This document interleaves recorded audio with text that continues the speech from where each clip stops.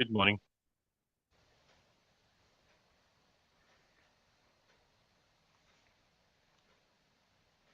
Good morning. Morning. Good morning, everybody. Good morning. Morning. Morning. Good morning. Morning. Morning.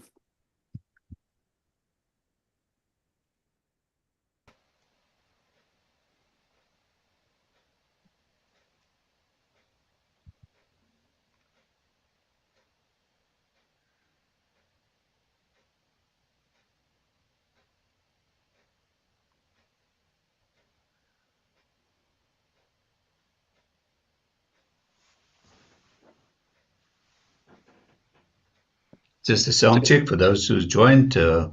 We will go live in a little bit more than 3 minutes, just admitting more people into the session. But thank you for joining and your patience.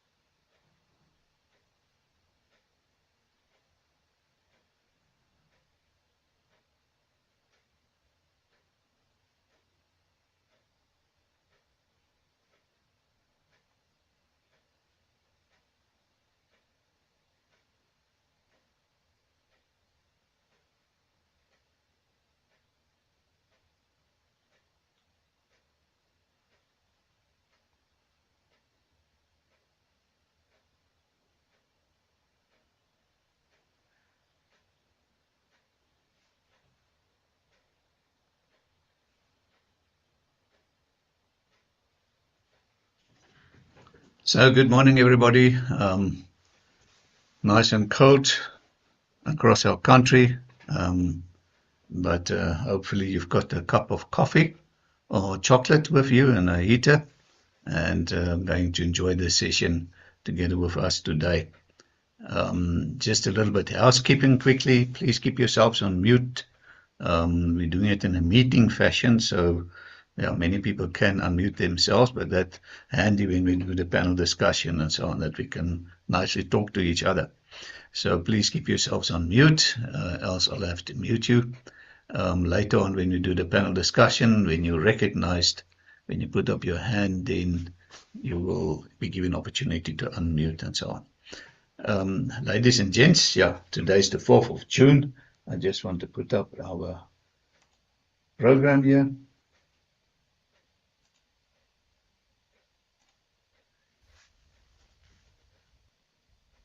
All right, there we go.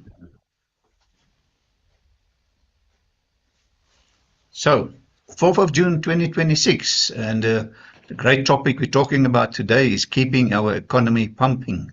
And we're proudly being hosted by South African Express Parcel Association. Thank you very much, Gary Marshall, for putting together this great program and getting all of us together to talk about this, and also for emceeing this event. So after the sponsors recognition, I will gladly hand you over to Gary Marshall to MC the event for us. So, ladies and gents, the Transport Forum, just quickly a little bit information on the forum itself. We've been running now for almost 20 years, yeah, there's been more than almost 300 presentations presented, or events being done through these years, and all these presentations been uploaded to the website for downloads, complimentary to the public. There are more than 900 presentations you can download, but a little bit more about that later on. So you might have noticed then that attending these events and the related content on the web, all of that are complimentary. So we obviously have valued associates and sponsors making this possible. And just a quick introduction then today to our sponsors and associates. A quick look there at our program. There's the first part of our program. Gary Marshall later on will take us through the program. There's the second half of our program. All right. So we're going to do sponsors recognition and also have a little bit fun. So if you listen carefully, after I've done this introductions of our sponsors and associates, I'm going to ask 2 questions, and there are 2 very nice Parker pens that you can win. So when we ask a question, the first person in menti.com answering the question right will be the winner, and we're going to see that on the screen. Hopefully the technology will collaborate, but it's usually lots of fun. So if you want to, you can in the meantime get your browser going, and you can do it on your phone or anywhere, www.menti.com. But when we start the quiz, then the code will be given to you that you can enter to join the quiz. So that's going to be a lot of fun. So let's have a look then. They are the overview of our sponsors, and not depicted at the gold sponsors on this stage. We also have got a new kid on the block, semi-charge, making electric vehicles possible. On the other slides they appear. Let's have a look. So we've got professional associates and professional bodies in formal agreements with the Transport Forum, and SAEPA being one of them, hosting us today. Let's have a quick look at who they are. So there's our Express Parcel Association. Gary, I don't know if you want to say a few words quickly about SAEPA. A mad scramble for my mute button there. Caught me by surprise. No, I think Sorry. by the end of it, people will have an idea of what's going on. So I won't add anything at this point, Harry. Thank you. Thank you, Gary. Sorry for that one. All right, so SAEPA is our host for today. We've got the ARIA, African Rail Industry Association, representing obviously the rail industry and rail infrastructure. South African Bus Operators Association, representing the bus and the coach industry. We've got Multimodal Inland Port Association, doing lots of good work in our country, especially getting our side branches also live again in all the ports. We've got the Road Freight Association. They say without trucks, South Africa stops. and the South African Association of Freight Forwarders. They actually shared a video with us. What does it take to compete on the world stage? To go head-to-head with the best of the best? Excellence, agility, resilience, the willingness to keep on evolving. It takes courageous leadership to be bold and chart the course, to connect the dots, bringing stakeholders together, to overcome the hurdles we all face, and to deliver best practice. It's about business at the click of a button, delivering at the speed of the internet, connecting people, products, and places, strengthening our supply chains, faster and more cost-effective than ever. Since 1921, we've given voice and vision to the freight forwarding industry, navigating the tides of international trade, evolving ever more sophisticated supply chains, bridging local and global markets to move our economy forward. Welcome to our world. The South African Association of Freight Forwarders, architects of transport for over a century.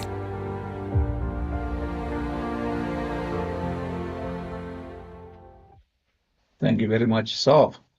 And we've also got the Safer Stops Association, uniting mind, sharing vision and resources, uplifting well-being, boosting road safety for South Africa's commercial drivers. And then also the International Women in Transport Association. Ladies and gents, we've also got media houses in formal agreement with the Transport Forum, Freight News, Railways Africa, Engineering News, and Focus on Transport and Logistics. So Freight News, you can see there, news and features for import and export decision makers. Obviously, if you're not being subscribed to these magazines, guys, you're losing out a lot. So that's Freight News. We've got the Railways Africa magazine. They've got Focus on Transport and Logistics. And Creamer Media's Engineering News. And they also shared the news highlights with us.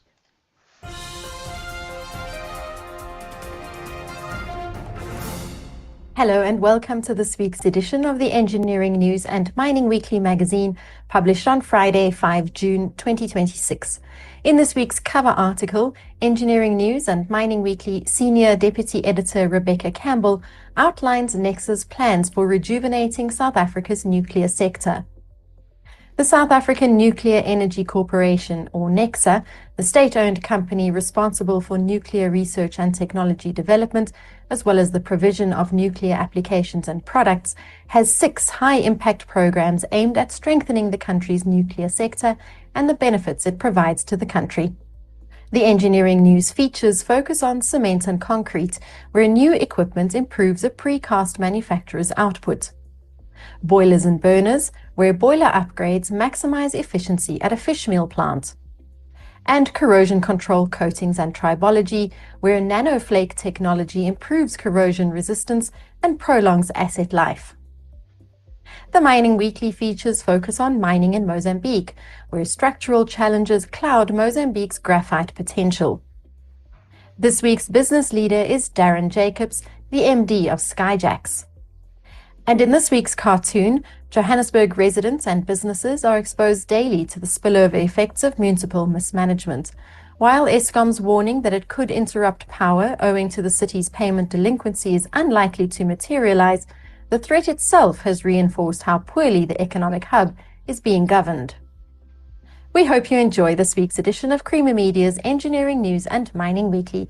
Be sure to subscribe to the magazine that offers you in-depth news about developments in the real economy by emailing subscriptions@creamermedia.co.za.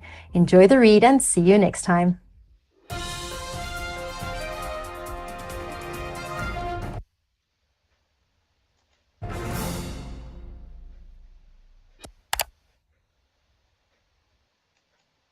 Thank you, Engineering News. Great news highlights. Ladies and gents, we've got C-Track. C-Track is a platinum sponsor of the Transport Forum. and they've actually been part of the Transport Forum since inception almost 20 years ago, and they also shared a nice video with us. Managing a fleet isn't just about tracking vehicles anymore. It's about intelligence, efficiency, and control. Still, who has the time to actually process all that information and make so many decisions? With multiple moving parts and a data overload, it's easy to miss what's important. C-Track's Crystal platform puts you back in control with smart, AI-powered insights. You're not just keeping up, you're staying ahead of the competition by reacting faster and smarter. Whether you manage a handful of vehicles or thousands, Crystal scales with you. From new entrepreneurial ventures to established enterprises, Crystal grows and adapts with your fleet. Because no two fleets are the same, and different industries have different requirements, you can add additional business features as you need them. Like analytics, custom AI scripts, electronic proof of delivery, routing, scheduling, and cameras, our solution offers a strong core with modular optional plugins and AI that works for you.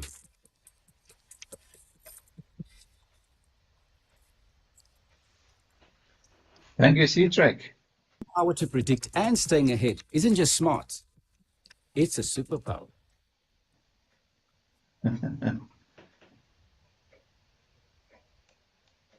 Thank you so much, C-Track. Ladies and gents, we've got University of Johannesburg, the Department of Transport and Supply Chain Management at the School of Management within the College of Business Economics at University of Johannesburg. They've been also part of the Transport Forum since inception. We really appreciate their great support. Then we've got Zimmy. Zimmy, as I told you just now, is a new kid on the block with the Transport Forum. They just signed up as gold sponsors. You can see they say we're making EVs possible. So we're looking forward to them sharing more information about themselves with us. And obviously on our website, you can get all these logos and the links to these organizations. So welcome, Zimmy Charge. You've got Control Fleet, been a gold sponsor for some time.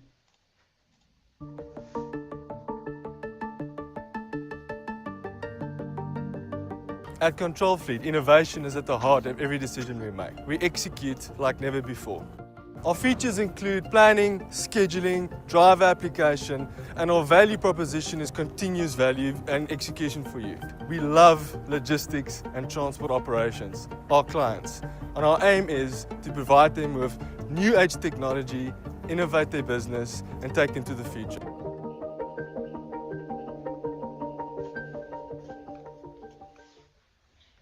Thank you, Control Fleet. JC auditors, ladies and gents, self-regulation nowadays is so important and obviously need a certain standard to do that. So they're also auditors for RTMS, but here's a video for you. Welcome to JC Auditors, your trusted partner in road freight certification solutions. At JCA, we offer a single integrated solution for road freight companies, enabling you to achieve all your compliance and certification requirements. Our focus on the South African national standard, RTMS, ensures your fleet meets the high standards in safety, efficiency, and sustainability. Promoting vehicle safety and fostering safe driving behavior are keys to RTMS success. With a national presence of a growing footprint in the SADC regions, JCA is your local and regional expert in road transport compliance. Our certificates are SANAS accredited and IAF aligned, so rest assured that JC Auditor certifications are recognized globally. Our team of professional road transport experts brings unparalleled experience and dedication to every client, ensuring your company is always compliant. Having conducted over 10,000 audits in the last 15 years, JCA's expertise is proven, tried, and trusted across the industry. We proudly serve South Africa's leading road freight companies, along with a host of other forward-thinking and ambitious transporters, driving road transport excellence. Join the many satisfied clients who trust JC Auditors for their road freight certification needs, including RTMS, ISO 9001, and more. Visit us at www.jcauditors.com and drive your business forward with confidence. Thank you, JC Auditors. Freeway fleet maintenance software. Very interesting.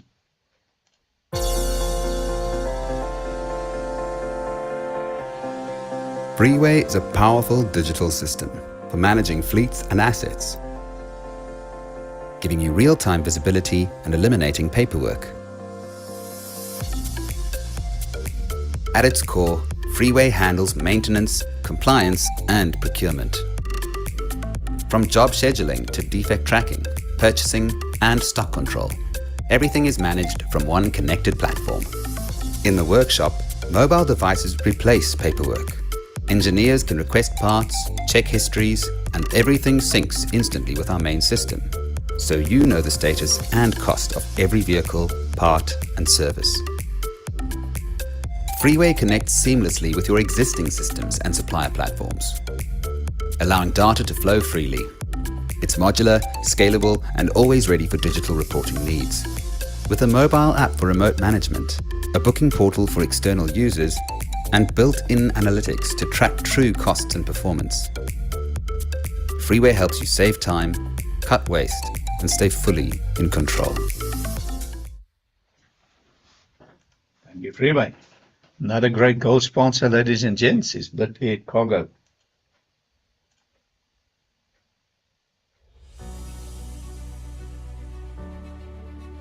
In the world of express freight, there's one name that stands above the rest: Bid Air Cargo. Our airport-to-airport line haul service is the backbone of South Africa's express freight industry. At Bid Air Cargo, we don't just deliver cargo. We go the extra mile to ensure a seamless and efficient experience in South Africa.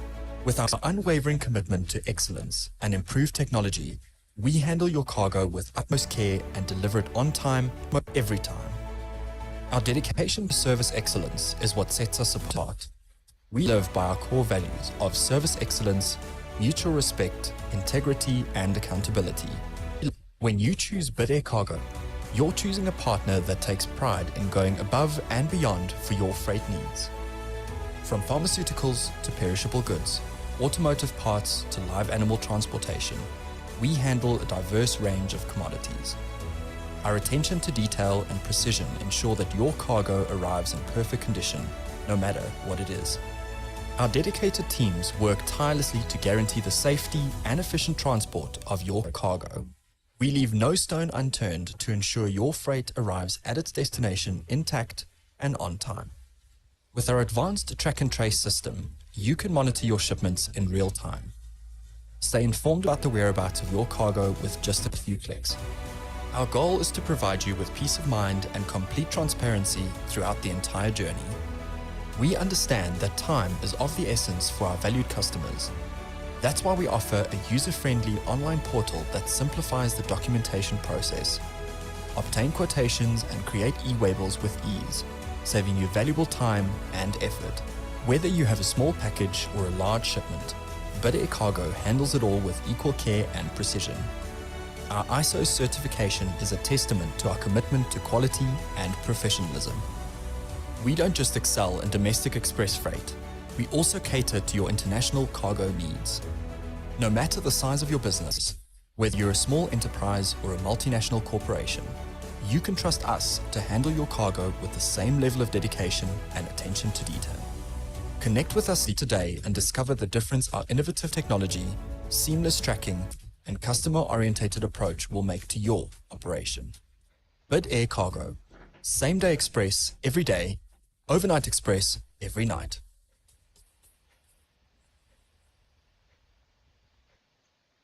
Thank you, Bid Air Cargo.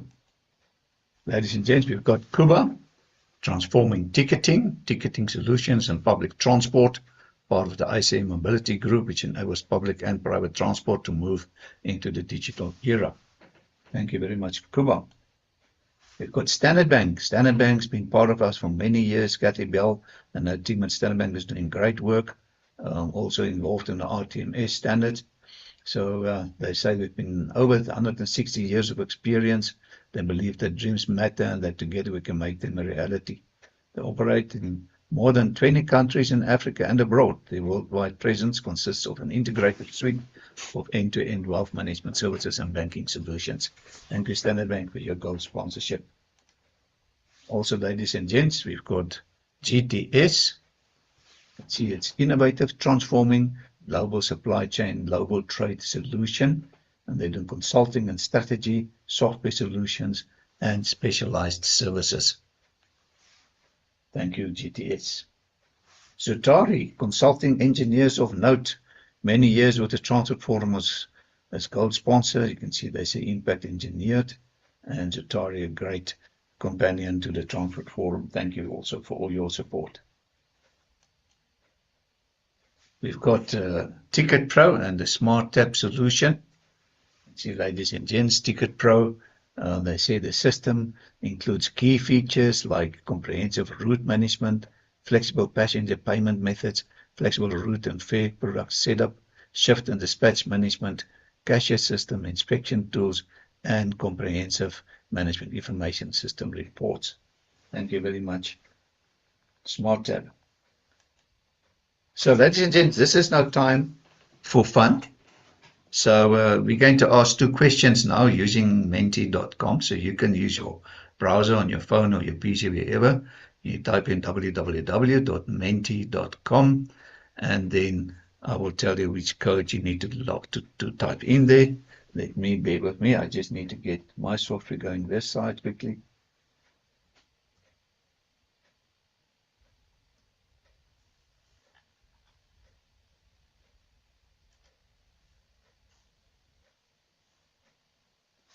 So there at the top of the screen, you can see the code 615397779.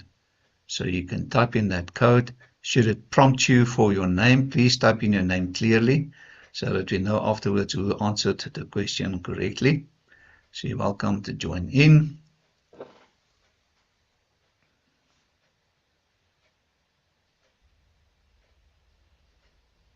I can see a lot of people are joining. Great stuff.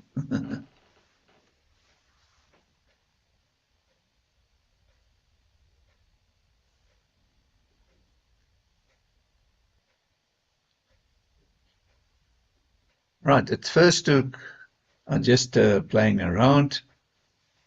They say, what do you work with? Sales, product, IT, marketing, other. Let's see our responses there. Just getting used to the platform. More people joining in.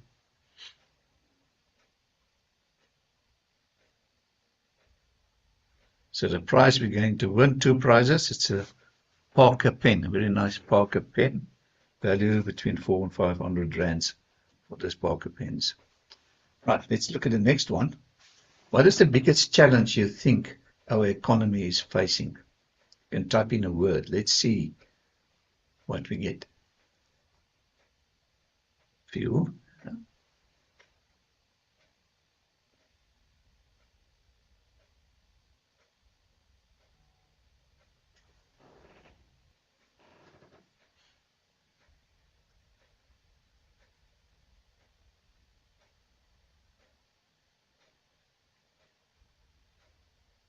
Very interesting, guys.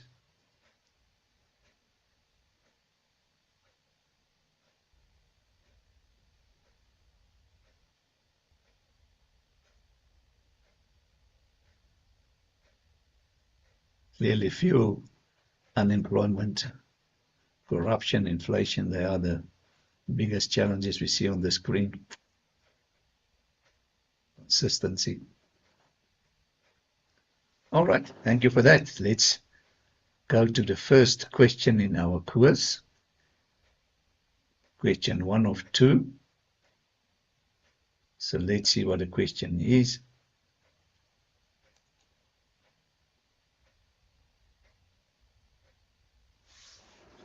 Which industry association is representing the express logistics industry? Is it SAEPA, is it RFA, is it SAF, or AREA?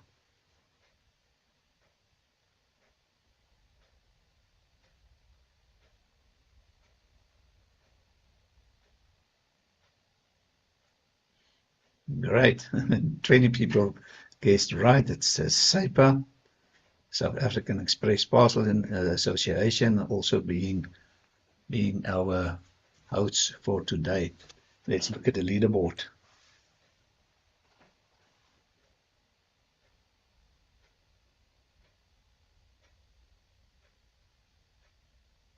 So Clyde, congratulations, you've been the fastest. So afterwards we will get into contact with you to obtain your delivery address, and we have the pen couriered to you.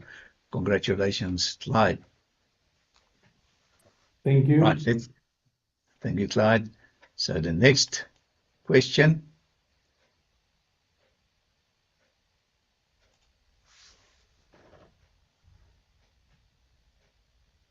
Gold sponsor being consulting engineers. Gold sponsor being consulting engineers. We've got Bidwell Cargo, University of Johannesburg, Zutari, Freeway.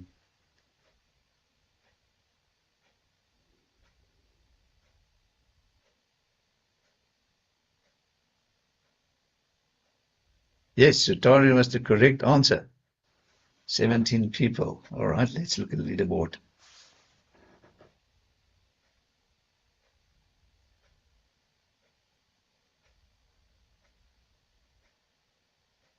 Nicole.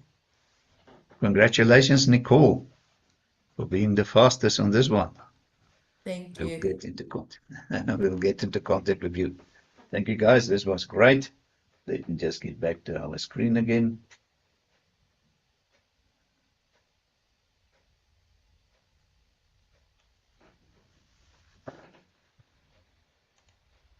Right, ladies and gents,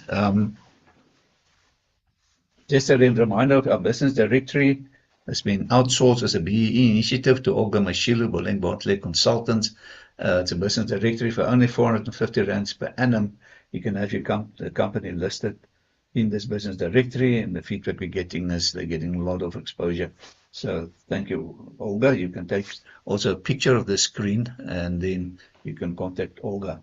Also, after this event, I'm going to send an email to all of you, giving you links for the presentations, and also Olga's information will be in there as well. All right, so as I told you, all our presentation being uploaded to that Transport Forums website. So what you do to download them from that website, transportseek.com, you have to log in and use a login, username and password. Should you not have a login yet, then you create your own by clicking on sign up. You create your own login. It's all complimentary. And then once you've signed in, you go to events, you go to downloads. Once you're in downloads, you get the little search engine with two options to search. Top field, you can type in any title or description, you hit search, and it'll search through all 19 years of presentations and give you what you've asked for. Or you can go to category, select, and the day's date, hit search, and you get all the presentations. Very simple, but yet very powerful. So, ladies and gents, excitingly, bringing us to our program today, keeping our economy pumping, proudly hosted by the South African Express Parcel Association. And I'm gladly handing you over now to Gary Marshall, Chief Executive Officer of SAEPA. Thank you, Gary. Can you take us further? Thank you so much. Thank you, Harry. Welcome, everybody. I see we have a lot of participants, more than usual, so I'm excited about that. And Harry, thanks for all the work that you do for the industry. It really is appreciated. And this forum, if you follow it month on month with all of the various speakers, there's some fascinating stories there.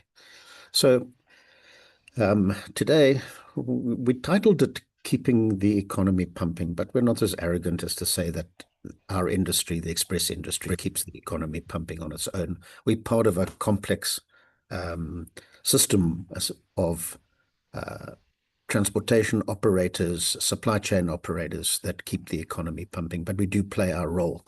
And in fact, I'm reminded to an extent of the role that we play when the chips are down. And I go back just a few years to COVID time when normal transportation came grinding to a halt. There were restrictions all over the place.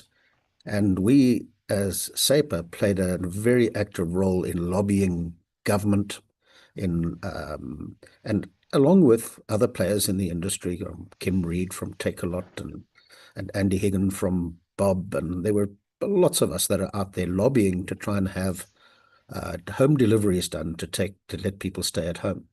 And during this time, the government's distribution network via the post office was non-functional. It just didn't operate. It was closed, and so, or almost closed. So we kept this thing going ourselves, the road freight operators, but air cargo on the air side, some of the international carriers, the DHLs and the FedExes coming in. I mean, we kept it going, and so we're very proud of those times and the fact that when the chips are down, we're always there. And so in today's environment, it's quite a lot different to what it was in 2020. There are new challenges. And a lot of the challenges when we were putting the program together for today, there were things that we just couldn't fit in, but are equally interesting. So I mentioned the post office. So we still have against us, there's legal issues pertaining to the Postal Services Act, which claimed that only the post office could move packages under 1 kilogram. This case has been going on now for 8 years, and it has not been withdrawn. There's still, and in fact, the business rescue partners of the post office are pushing to have those people that operated illegally in the past persecuted or prosecuted. I'm not quite sure if there's much of a difference there. So we're not going to talk about that. It's ongoing, can actually get quite boring, but it continues to be a real pain for us.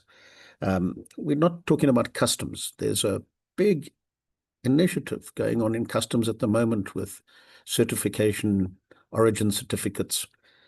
Prior to that, we had the whole e-commerce issues around customs duties and the pulling of the informal de minimis. So there are many kind of activities that go on all the time, but there wasn't time for them today. I think the big issues that we want to talk about today really are some of the things that are affecting us now, which are not often spoken about. I mean, one of them that is spoken about, and Diederik Stopforth, who's a very experienced player in the e-commerce world, will take us through e-commerce and the effect on the industry. But equally, not often realized is the impact of things like the war has on our industry with so America invades Iran, Russia invades Ukraine. All of these things bring transportation in those areas to a halt, and of course it impacts and knocks on into our area as well.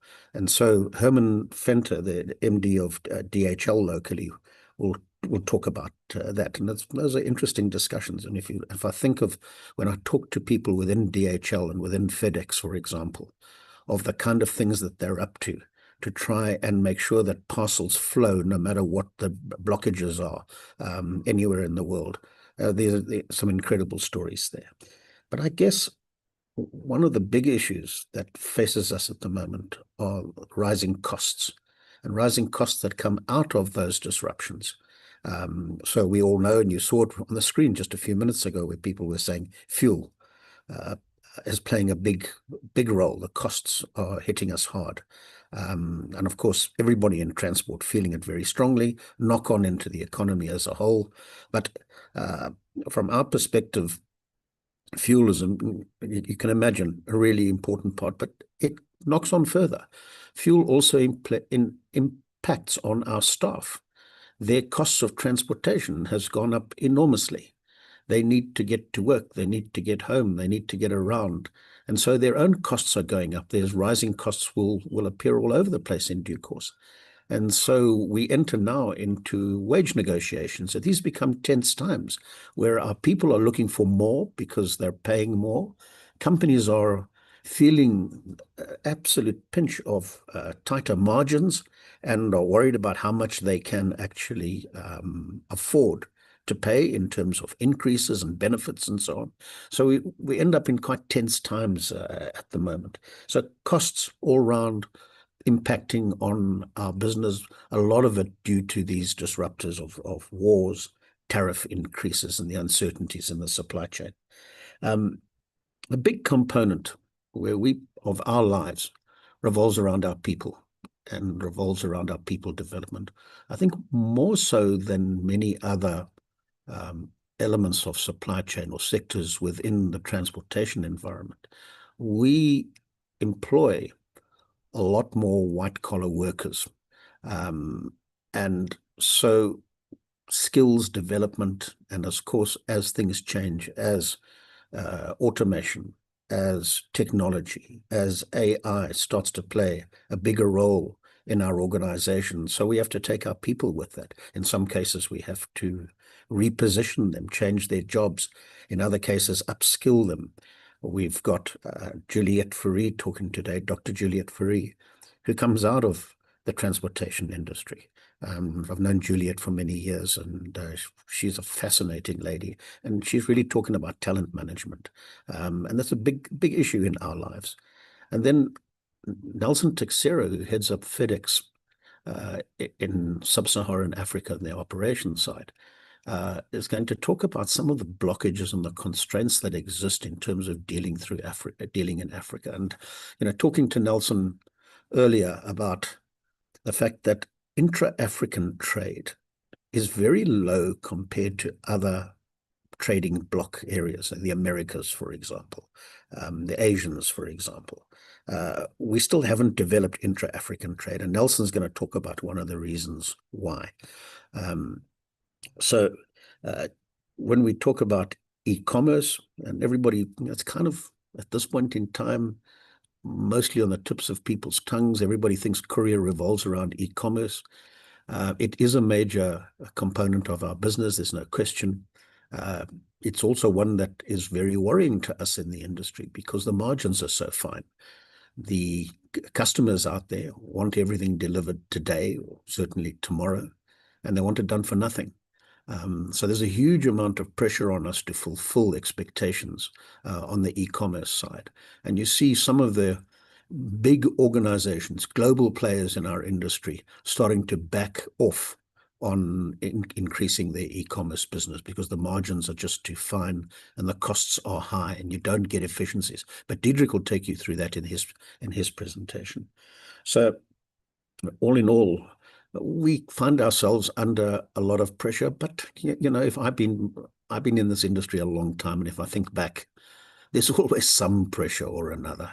There's always something that is kind of gives us high blood pressure. But we are a resilient industry. We take these things head on. We find solutions. And just listen to Herman's presentation about the navigation around the Middle East war. And you'll see what I mean, the way that we handled COVID and came out of it stronger. The way that we've taken this dramatically increased, and Diedrich's got the statistics, the way that commerce has moved away from bricks and mortar, and the rapid rate of growth, and the way that we've actually taken that on, the way that we've taken on customs changes. So we're resilient, and I'm very proud of the industry in that respect. So I think without sort of further ado and leaving you with some thoughts, I've asked Liesl de Wet from ASKIA, which is the African Supply Chain Excellence Awards, to come and do a presentation, and she's the last speaker on today. And Liesl will tell you about these incredible awards. I'm a SAEPA, we're sponsors of the awards. I sit on the judging panel, and we receive entries and case studies from around the continent. This year, we've received well over 100 case studies. They are amazing. And I look at it as a sort of a supply chain good news guy. So we get all of these entries from people that believe that they've made a positive impact on supply chain. And then we judge them, and finally end up with an awards evening, which will be sometime in August, a black tie event, where we hand out these awards. And as I say, they're African-wide. The stories we get, I wish I could share them with you. They're absolutely amazing. So I've asked Liesl to come along and introduce the ASKIA to you. And I'm hoping that your own organizations will submit entries.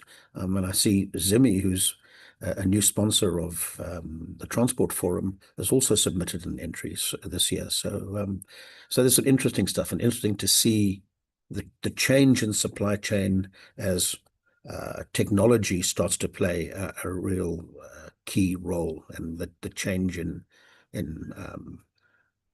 what that AI brings to the industry. And the big thing is the whole electrification of vehicles.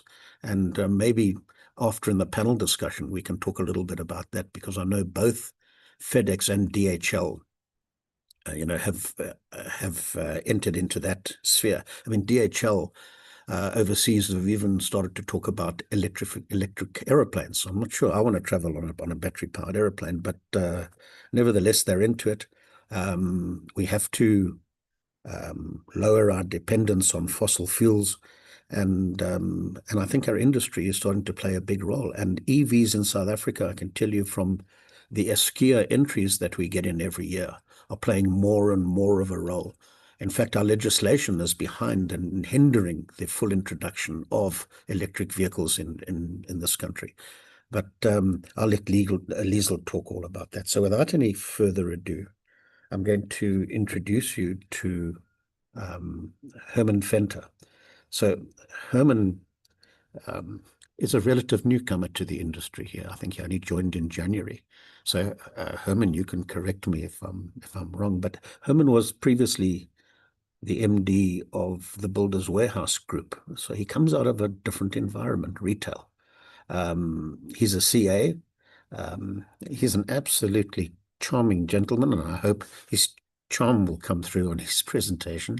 But a lovely man, finding, I think, a big change in his career in stepping into this environment. And maybe if Herman joins us in the panel session at 12, we can ask him about the change from retail to into logistics. And as one of my favorite subjects is the issue of that retail operators, the successful ones, are more supply chain operators than retail operators. If you have a look at where his organization came from in terms of Walmart's success lay in supply chain.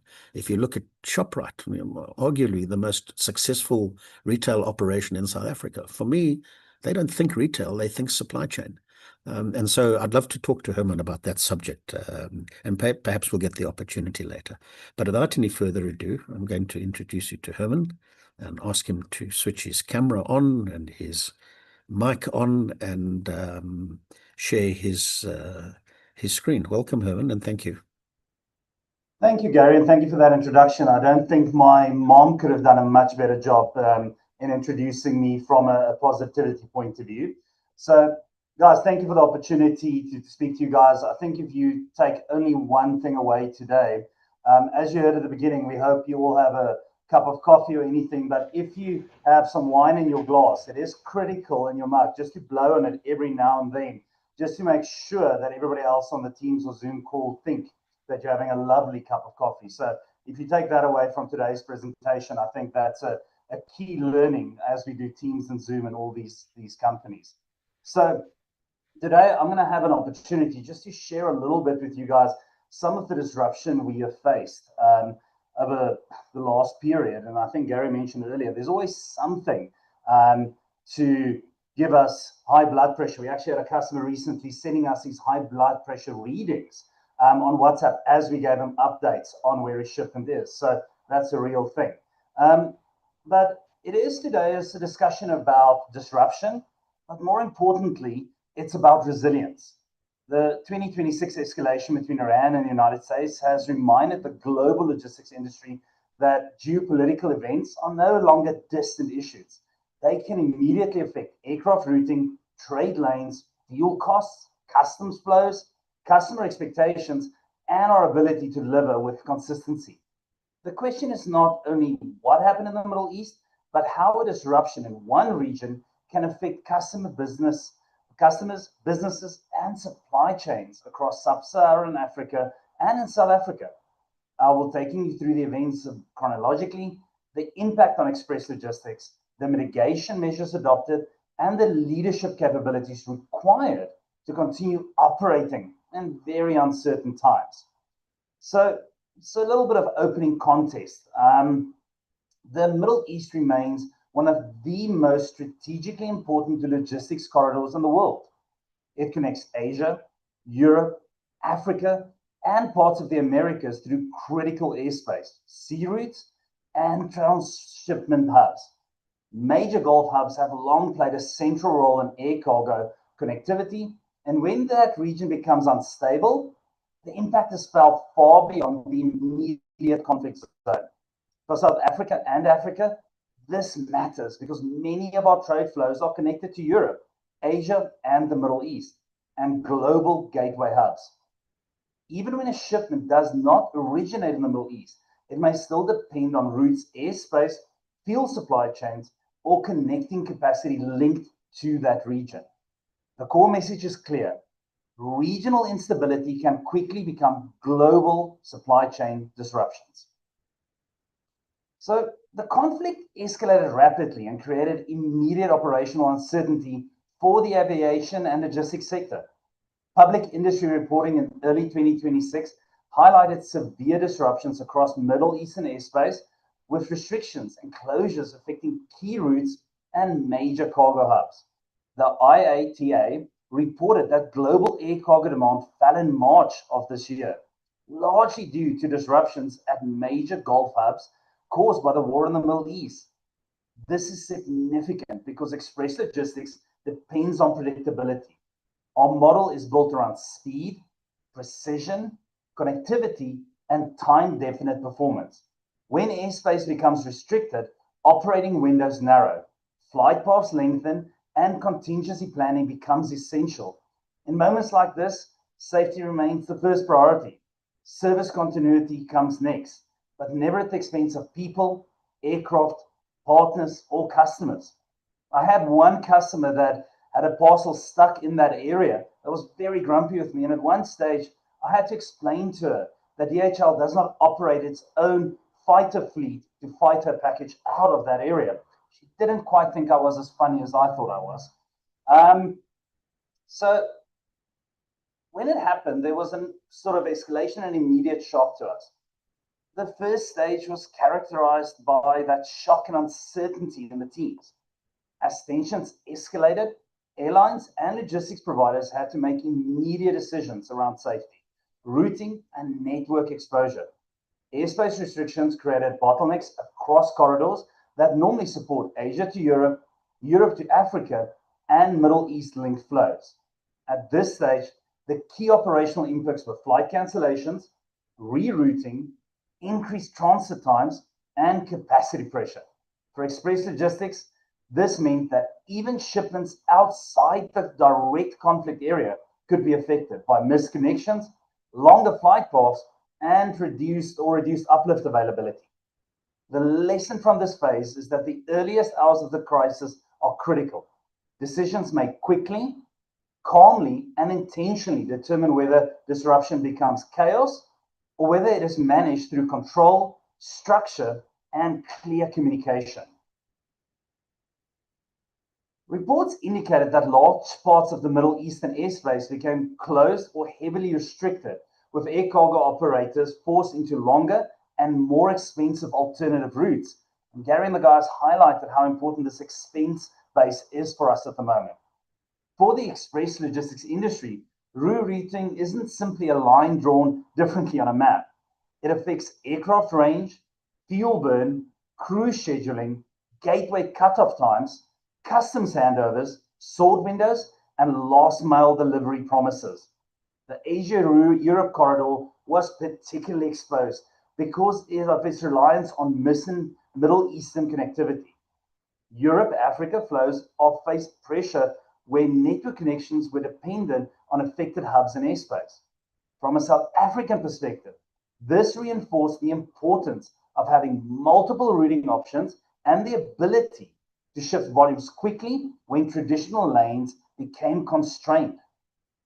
The conflict placed pressure on jet fuel availability and pricing. Reuters reported that disruption around the Strait of Hormuz affected global jet fuel trade, forcing longer supply routes and contributing to the significant price pressure we're seeing. For airlines and logistics networks, fuel is one of the largest operating cost components. Longer routes consume more fuel. Higher fuel prices increase operating costs. Additional handling, storage, security, and contingency routing add further cost pressure. In express logistics, these costs cannot be viewed in isolation. They affect service design, capacity planning, customer pricing conversations, and the stability of time-definite commitments. This is where strong network management becomes essential. It is about balancing that cost, service reliability, safety, and customer need in real time. And finding that balance puts significant pressure on your leadership teams and their ability to respond in an agile manner. As flights were cancelled, rerouted, or delayed, available cargo capacity tightened. Reuters reported the conflict disrupted major hubs such as Doha and Dubai, with air cargo capacity falling in time-sensitive shipments such as perishables and aircraft routes being affected heavily. For express logistics, again, capacity constraints are especially challenging because customers rely on us for urgent, high-value, and time-sensitive shipments. This might include medical supplies, technology components, automotive parts, legal documents, industrial space, and e-commerce goods. And the impact on various industries are profound. Think of a hospital, think of a mine being down, and the impact that these delays can have either on people's lives or on the bottom line. When capacity tightens, prioritization becomes crucial on our side. We need to make disciplined decisions around critical shipments, customer commitments, and alternative network solutions. This is also where communication becomes just as important as transportation. Customers need visibility, honesty, and proactive updates that they can trust.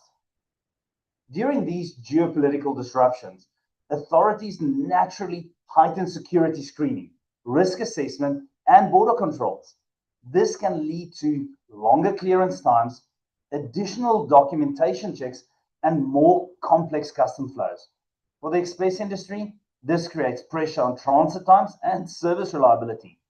Even where flights are available, shipments may still face delays due to enhanced inspection or changes in regulatory requirements. From a South African and an African perspective, this is particularly important because many customers are highly dependent on imported components, documents, samples, and urgent replacement parts. Delays at origin, transit, or destination can disrupt business locally. And if you think of the impact it has on our customers and how much they depend on us, it is a meaningful financial and operational impact. Our responsibility is to ensure that customers understand what is changing, what is required from them, and how we can help them reduce these avoidable delays. So across the industry, the impact was visible in 6 key and major areas. Firstly, air freight routing became unavoidable. Secondly, fuel and operating costs increased and continues to increase. Transit times becomes less predictable. Capacity became constrained across certain corridors. Security and customs processes intensified. And lastly, customer communication became more complex and even more important than usual. There has been research analysis showing that the disruption in the Middle East affected demand and operations at a global level. In this type of environment, the winners are not necessarily those who avoid disruption completely. No, global logistics providers can avoid every external shock, can't avoid it. The front runners are those who respond faster, communicates better, and recover with discipline. Again, linking it to quality leadership and quality decision making.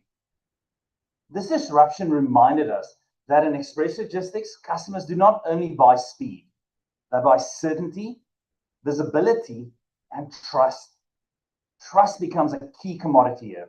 When the Middle East corridor came under pressure, the commercial impact was immediate. But so too was the expectation that we continue to guide customers with confidence. From a South African perspective, we sit at the end of several critical global trade lanes. When airspace is restricted, aircraft are rerouted, capacity tightens, and fuel costs rise, the impact is felt directly by our importers, exporters, and time-sensitive industries. Customers still expect delivery commitments to be honored, but the operating environment becomes far more complex and far more costly. And if you think of the theme of this event, it is about how we get our economy going. And mines, hospitals, and various industries are impacted if we can't deliver as an industry.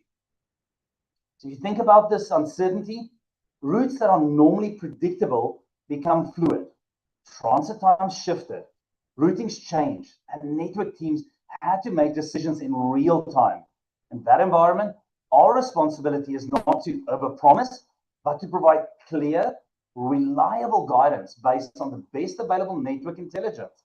And honestly, a lot of times we also don't know, but we have to face that. Our customer promise is so crucial here. Many of our customers were also under pressure from their clients, production scheduled and commercial commitments.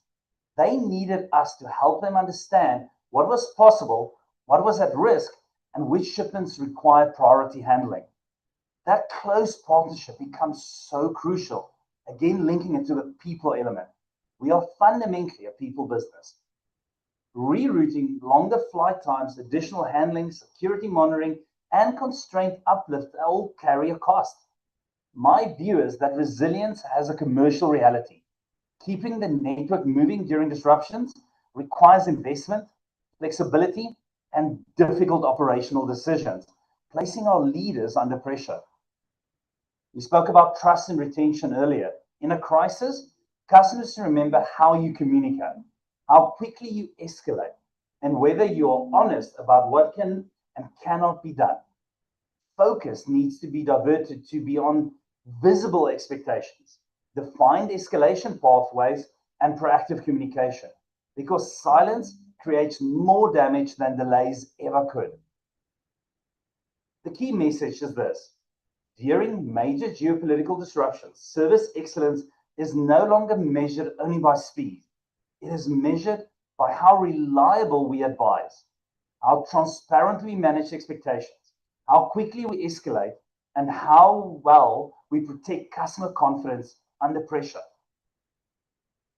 Resilience is no longer operational in global logistics. The world has moved from isolated disruptions to overlapping disruptions. Geopolitical conflict, climate events, cyber risk, fuel volatility, port congestion, regulatory changes, and infrastructure constraints, especially in South Africa. The 2026 Middle East conflict is another reminder that supply chains must be designed for uncertainty, not only efficiency. Efficiency asks, how do we move faster and cheaper? Resilience asks, how do we continue operating when the normal route and the normal plan is no longer viable? My view is that resilience means preparation, agility, leadership, and the ability to keep serving customers even when the environment changes suddenly. In uncertain times, leadership becomes a stabilizing force. Teams look for clarity, customers look for confidence, partners look for direction. Strong leadership means acknowledging the reality of disruption while keeping people focused on solutions. It requires scenario planning, clear escalation path, disciplined decision-making, and calm communication. It also requires empathy. Employees are dealing with pressure. Customers are dealing with uncertainty. Leaders need to create confidence when pretending that the environment's easy. The leadership message is this: we cannot control every disruption, but we can control how prepared, responsive, and united we are. It fundamentally challenges us as leaders and how we show up. And it is that fine link about clear, crisp decision-making. But we talk about empathy. We talk about that vulnerability. We talk about pulling people with and making sure our teams remain focused and that our maybe anxiety and panic doesn't flow through our teams. Leadership is the key enabler through times of uncertainty. So in closing, from a South African and an African perspective, this disruption carries an important message. Africa's trade connectivity is deeply linked to a global aviation network. Our customers depend on access to international markets, whether for exports, imports, e-commerce, manufacturing inputs, healthcare products, or agricultural goods. There are several key lessons from this disruption. Global networks must be agile. Contingency planning must be active and regularly tested and reviewed. Visibility is essential. Communication must be proactive, clear, and honest. Resilience requires investment before the disruption occurs. I know for the accountants on the call, that is very painful, for myself as well, but we need to invest. Leadership matters deeply, and investing in your people and your leadership teams especially will give you the resilience you need during these testing times. The strength of logistics networks is not only measured by how fast it performs on a normal day, it is measured by how well it responds when the normal day disappears in the blink of an eye. Disruption will continue to test global supply chains. Our responsibility is to remain ready, remain agile, and remain focused on the customers and the communities we serve, the countries we serve, the economies we serve, the industries we keep ticking. We cannot remove uncertainty from the world, but we can help our customers move through it with confidence. That is how we continue to deliver excellence, even in unpredictable times. Thank you very much. Thank you for the opportunity. I'm looking forward this afternoon, Gary, to our panel discussion. Happy to share some insights from my past experiences. Thank you, everybody. Yeah, I'll take you up on that, Herman. And if we don't get a chance today, over a cup of coffee.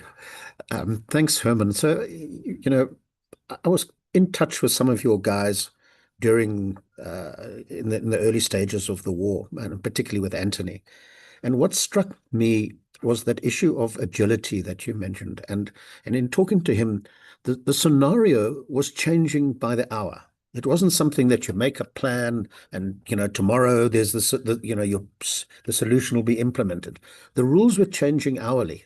And this integration, this global connectivity that you mentioned.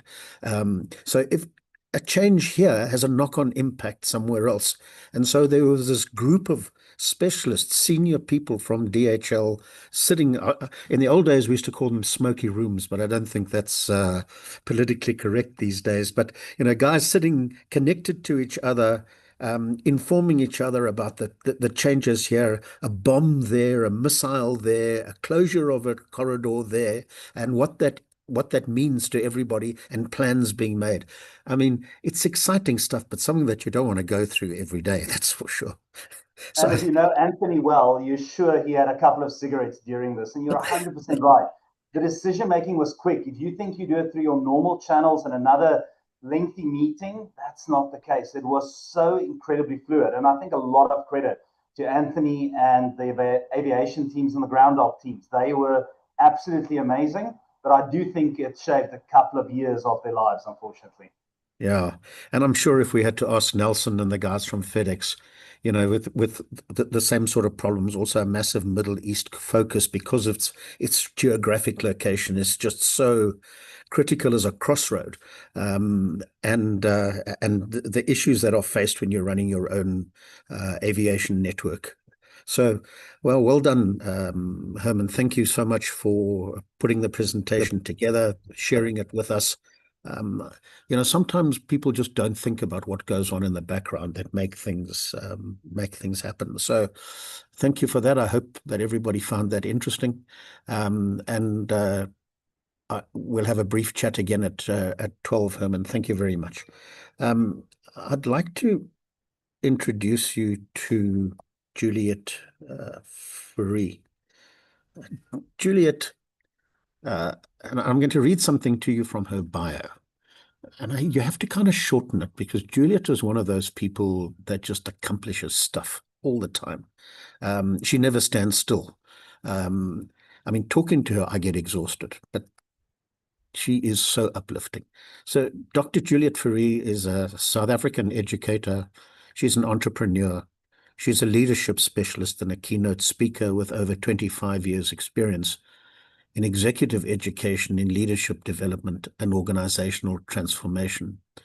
She's currently the MD of ELIA Leadership Diagnostics, where she focuses on evidence-based leadership assessment and development within the talent solutions sphere.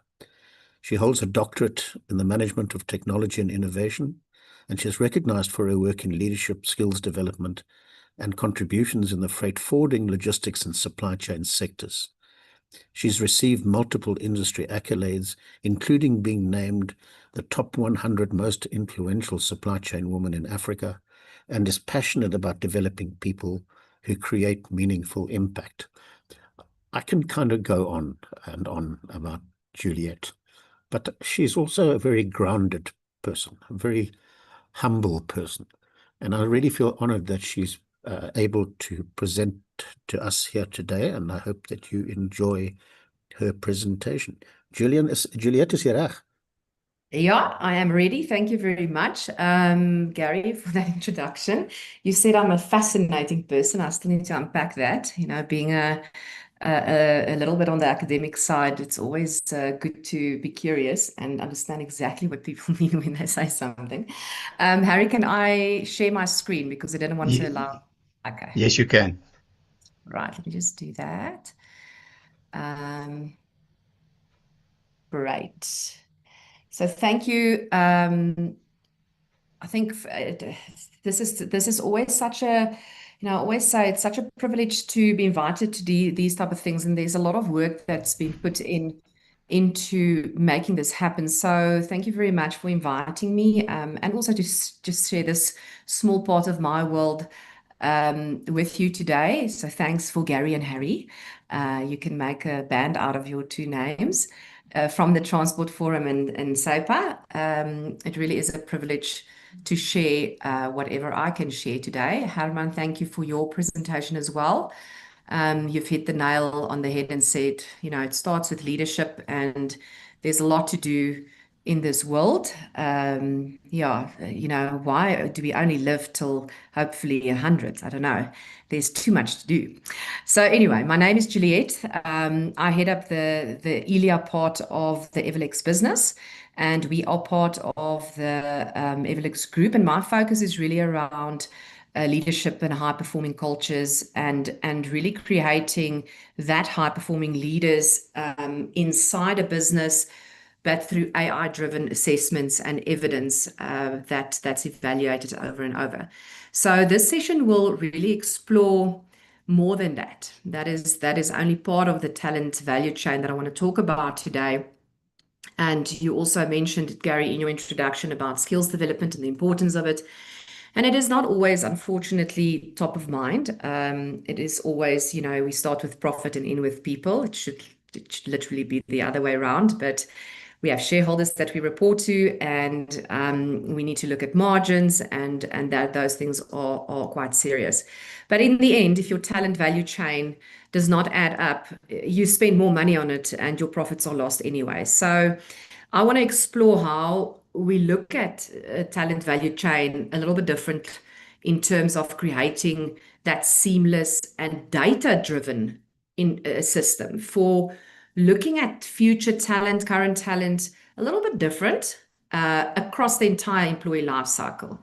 We do tend to concentrate when we have the person, not necessarily before the time. And the amount of time and energy that goes into this process is immense.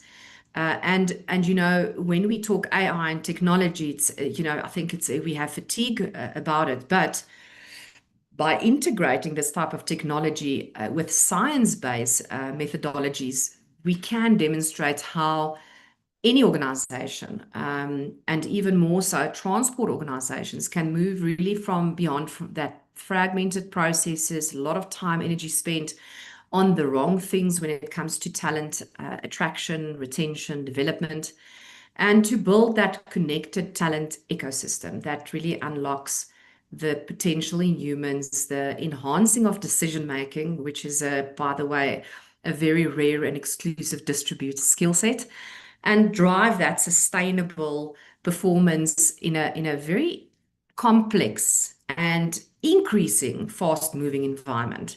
We cannot stand still in this environment. Things happen very, very fast. So just a little bit of context, backed by 45 years of scientific and industry experience.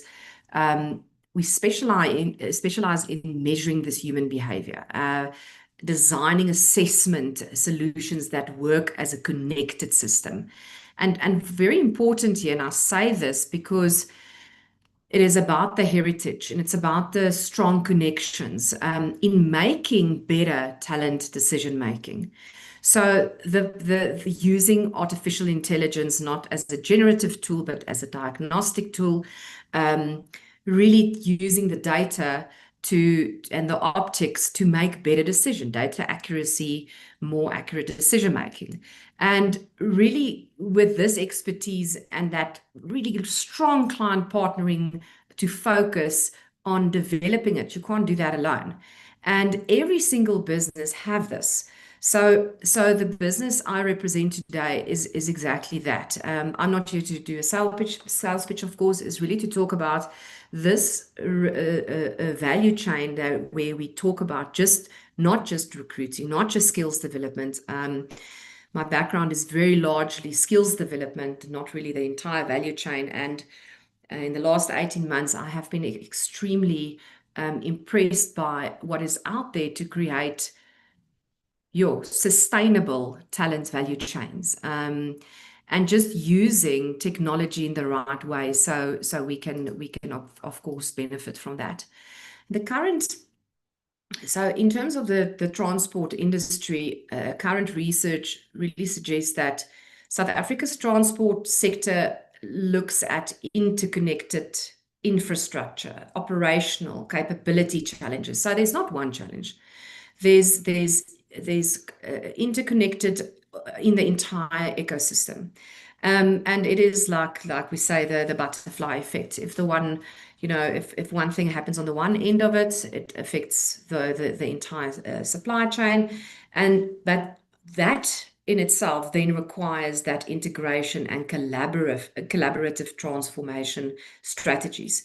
This is the current research. It doesn't look at just one thing. It is definitely a big reality of the ecosystem. And one of the most significant challenges or realities that's facing the South African transport sector is that infrastructure pressure is no longer just an isolated operational issue.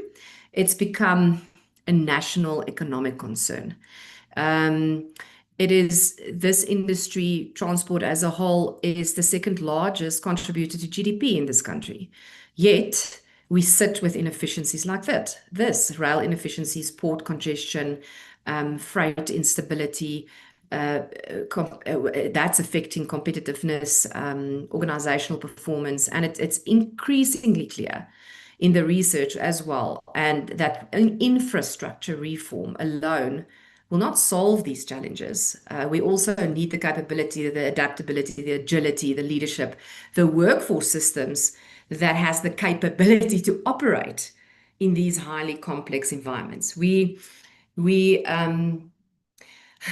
employ and we have a workforce that handles simple situations, SOP-driven processes, but we expect them to operate in a complex environment, which is a very different decision-making process altogether. So it takes more than just, of course, the infrastructure.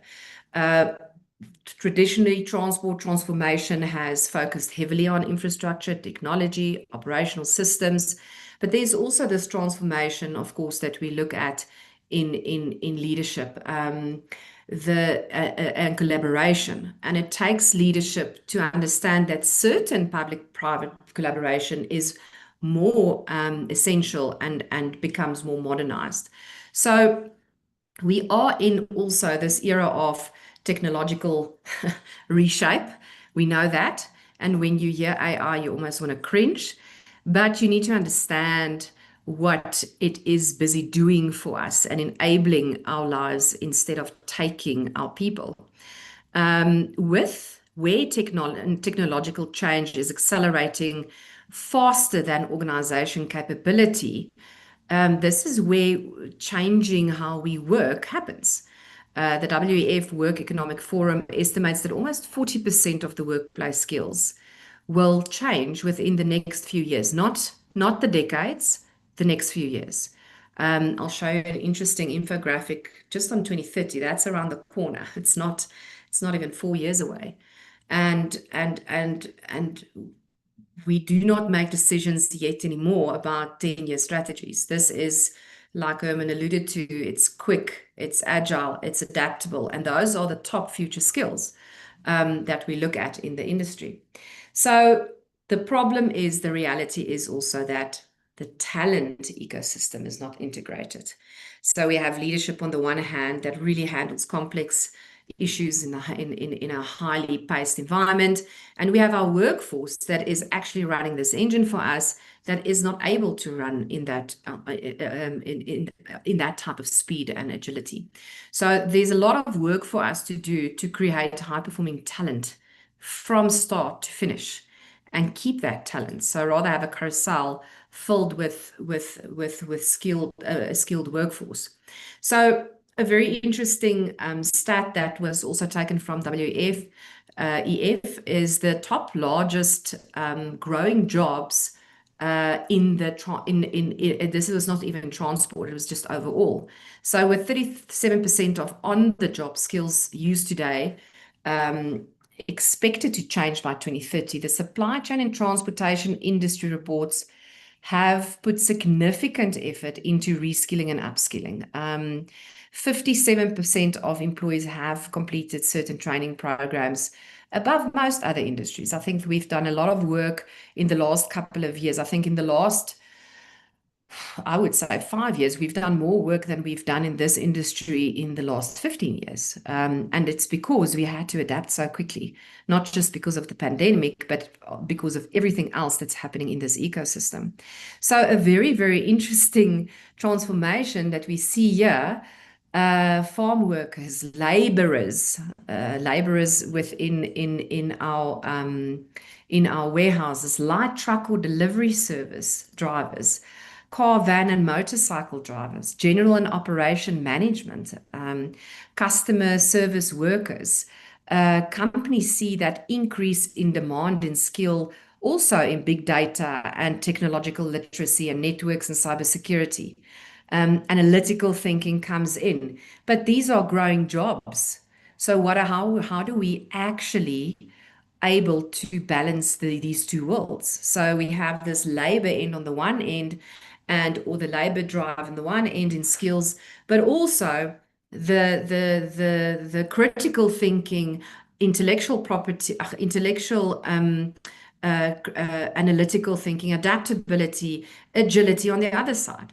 So it's increasing. I almost want to say it flips the switch a little bit, because we see these growing jobs, but on the one end, but we also see the growing jobs on the technological end, and we call that the fifth industrial revolution. This is where the human-centeredness with personalization, mass customization, and still that human part are integrated into the technological world. We still need both to operate interconnected and with the different disciplines, so transdisciplinary connections, basically. So, and of course, project managers. So this was the infographic that had the top 10 increasing skills requirements, of course, within the transport and supply chain environment.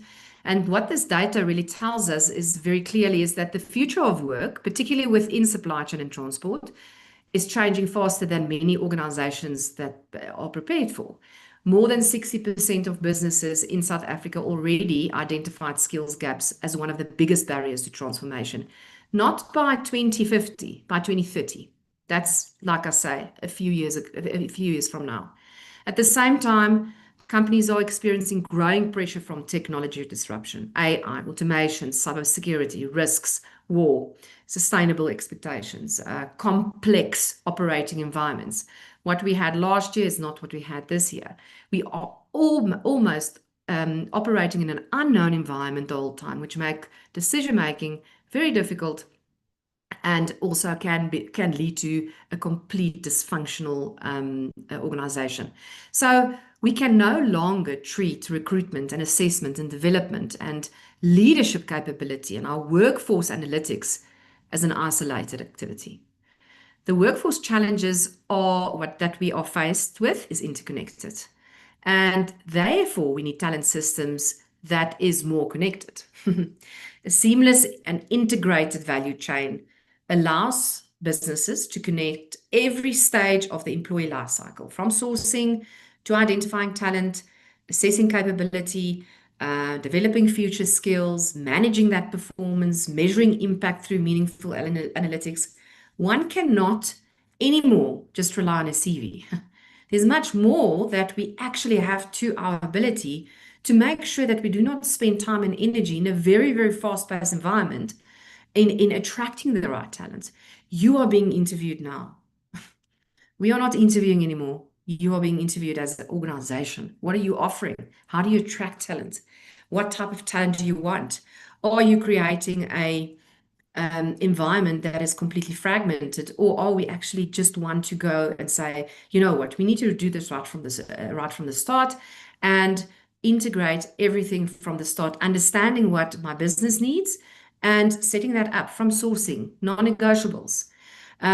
So businesses will succeed more in the future, not simply because of the best technology, but people becomes your competitive advantage. And in one of my earlier slides, I just had one of the books there that our founder, Peter Bronkhorst, wrote, which was, by the way, instrumental in strategy turnarounds a few decades ago with companies like FedEx.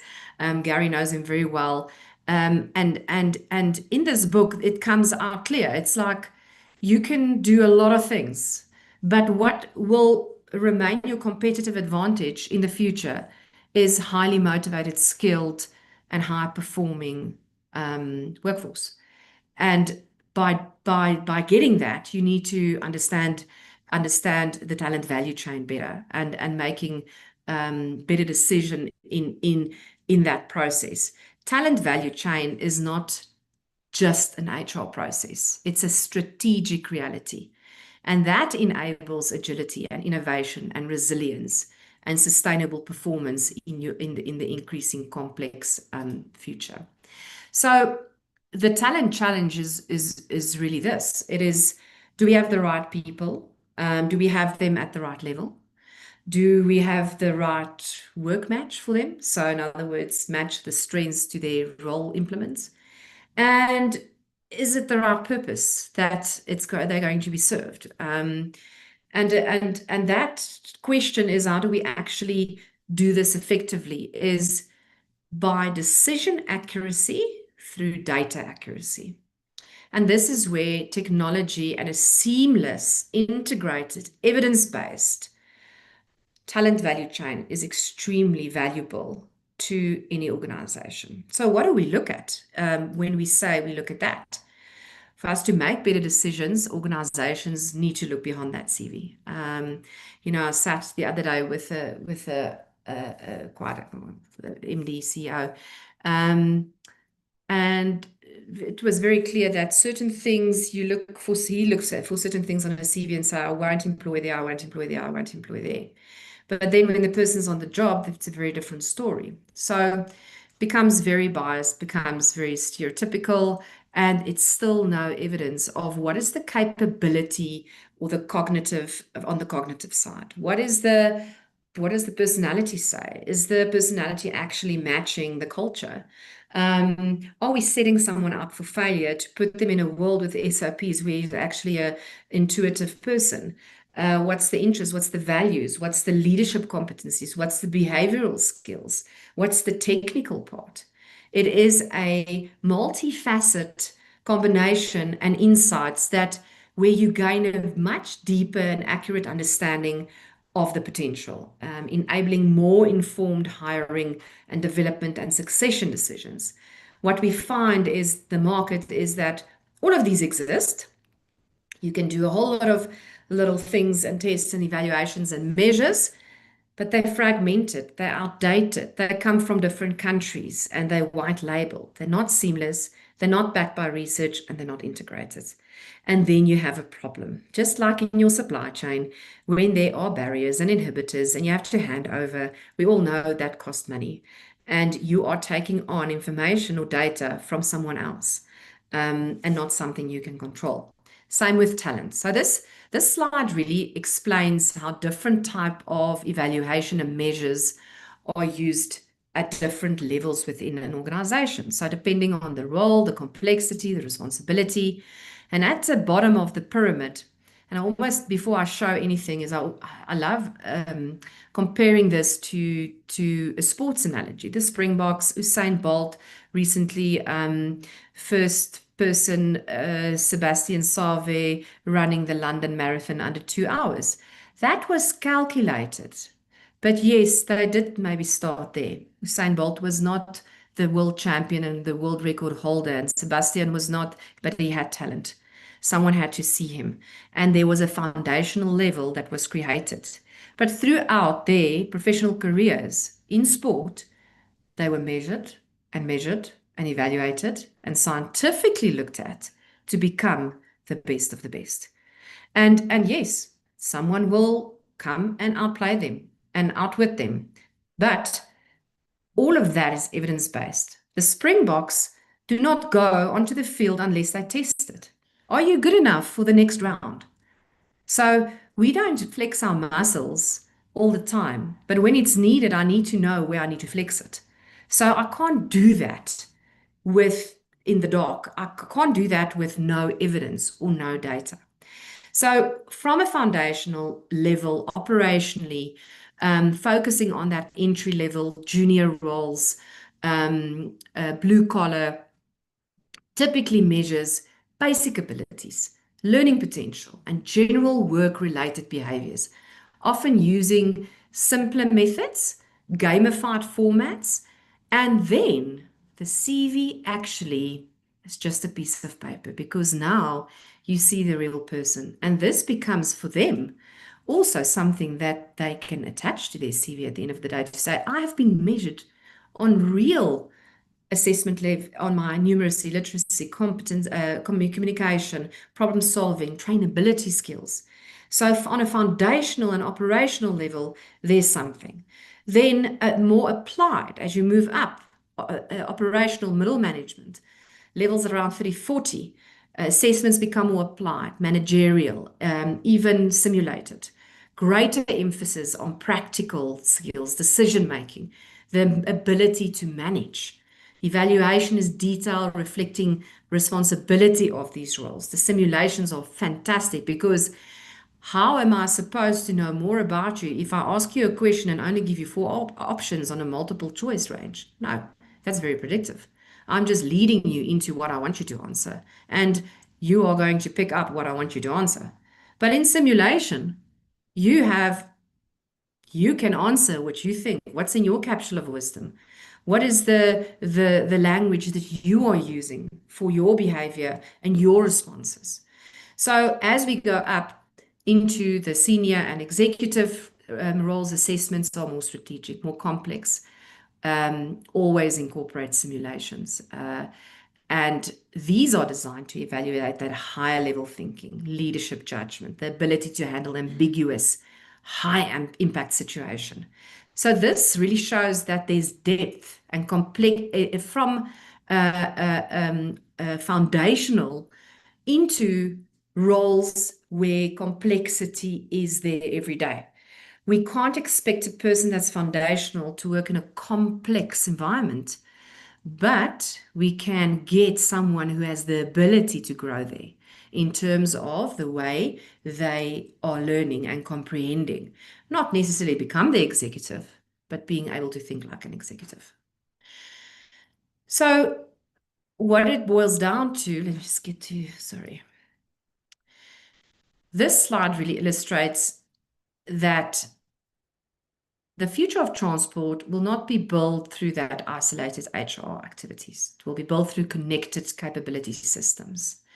Many organizations, sourcing, interviewing, assessment, development, workforce management, analytics are operating independently from one another. Recruitment teams focus on filling vacancies. We all know the cost of recruitment. It is hair-raising. Learning teams focus on training. Analytics sits separate in reporting. Challenge is that that's fragmented, and it creates a fragmented workforce capability. However, the future of transport environment requires a more integrated approach, as I've said many times. It's facing increased complexity. So from infrastructure constraints to operational pressure, the digital transformation, AI adoption, sustainability expectations, cybersecurity, the risk, changing workforce dynamics. We're sitting in a workforce environment where we have up to 6 generations. That's complex enough. I mean, just the person next to you has a different personality. Now we have to work with a different generation, not 1, 4, 5 others. In this environment, we need a seamless talent value chain. So it starts with the sourcing, identifying not only technical capabilities, but future potential, adaptability, readiness to become a leader, not one with a title, a high-performing individual. Because this is this business work a lot on psychometrics. We do a lot of studies, and the latest study that's been done by Sackett is about the landscape of reordering assessments, re-examining decades of meta-analysis on hiring tools, and argued that many prior studies over-corrected for range restrictions, which had inflated validity estimates. Structured interviews emerge as the single stronger predictor. And structured means you are using something that's got measure and evidence base. So new ordering shift emphasis away from just cognitive ability. Conscious employees someone just because they're just smart. It's that perennial top tool. It reframes how we operate, because we know we need someone who can operate in the Barney world, the brittle, the ambiguous, the non-linear, the incomprehensible things that happens every day. So interviewing then becomes more than a selection process. It becomes an opportunity to get data, insight, identify alignment to organizational culture, resilience, adding proper hurdling processes when you are specifically also doing volume-based hiring can save up to 70 to 80% of your selection cost. That is a massive amount in terms of return on investment. Assessments or measurement adds that deeper layer, evidence-based understanding of what do we have beyond the CV, objectively understanding the capability and the potential, the decision-making, the readiness in this environment. And then, of course, the one thing I'm extremely passionate about is the development side, especially leadership. High-performing candidates, they become highly targeted and personalized. So rather than generic training or generic frameworks that we used from 60 years ago, we need to focus on building exact future skills that this industry increasingly requires: analytical thinking, resilience, technological literacy, leadership influence, agility, EQ, AI readiness. Management is where these insights becomes operational. So now we take this and we are able to make informed decisions with the data we have. And finally, when we look at analytics, that closes the loop. Organizations gain meaningful intelligence that allows us to measure that impact, identify the gaps, predict the future, continuously improve talent decisions over time. Just yesterday, I had a fascinating session with another CEO of a global business, and we actually mapped their leadership blueprint for the last couple of months, starting with them as an executive team, saying, what do we want? What do we want of the future? It's great that we're trying to implement all these beautiful programs because we know we need to. But what are we creating here? What's the culture like? And we analyzed this data, and it was beautiful because we uncovered red flags. We looked at certain leadership teams. We immediately saw the gaps, and that is the focus now. So it's calculated, and really focusing on areas of improvement that will move the needle. Sometimes something that's ranked now as a 1 is yeah, everyone you think, okay, I need to work on that. But maybe out of a 10, if it's ranked at 7 and I work on the 7 to 10, that's got more value. So really understanding that insight. How can we do that? We use AI. That's diagnostic. That's built from language models over the last 15 years of research, 33 million words, 300, 400,000 business cases that's got the answer, that's now holding the answer for becoming a high-performing cultured organization. So just last week, my colleagues presented a 3-year ROI on volume-based recruitment in Africa. They had 80,000 applicants, and there was a 55% time saved. So Tim, time in money, and AI, Eva is an AI assessor. So the power of an integrated value chain is that every stage informs the next. Assessment informs development, development informs capability. Leadership capability informs operational performance. Analytics feeds insight back into the entire ecosystem. So in the transport sector specifically, this becomes so important because leadership capability directly influences operational resilience, safety culture, customer experience, innovation, adaptability, and ultimately, we can connect that and navigate disruption and accelerate transformation.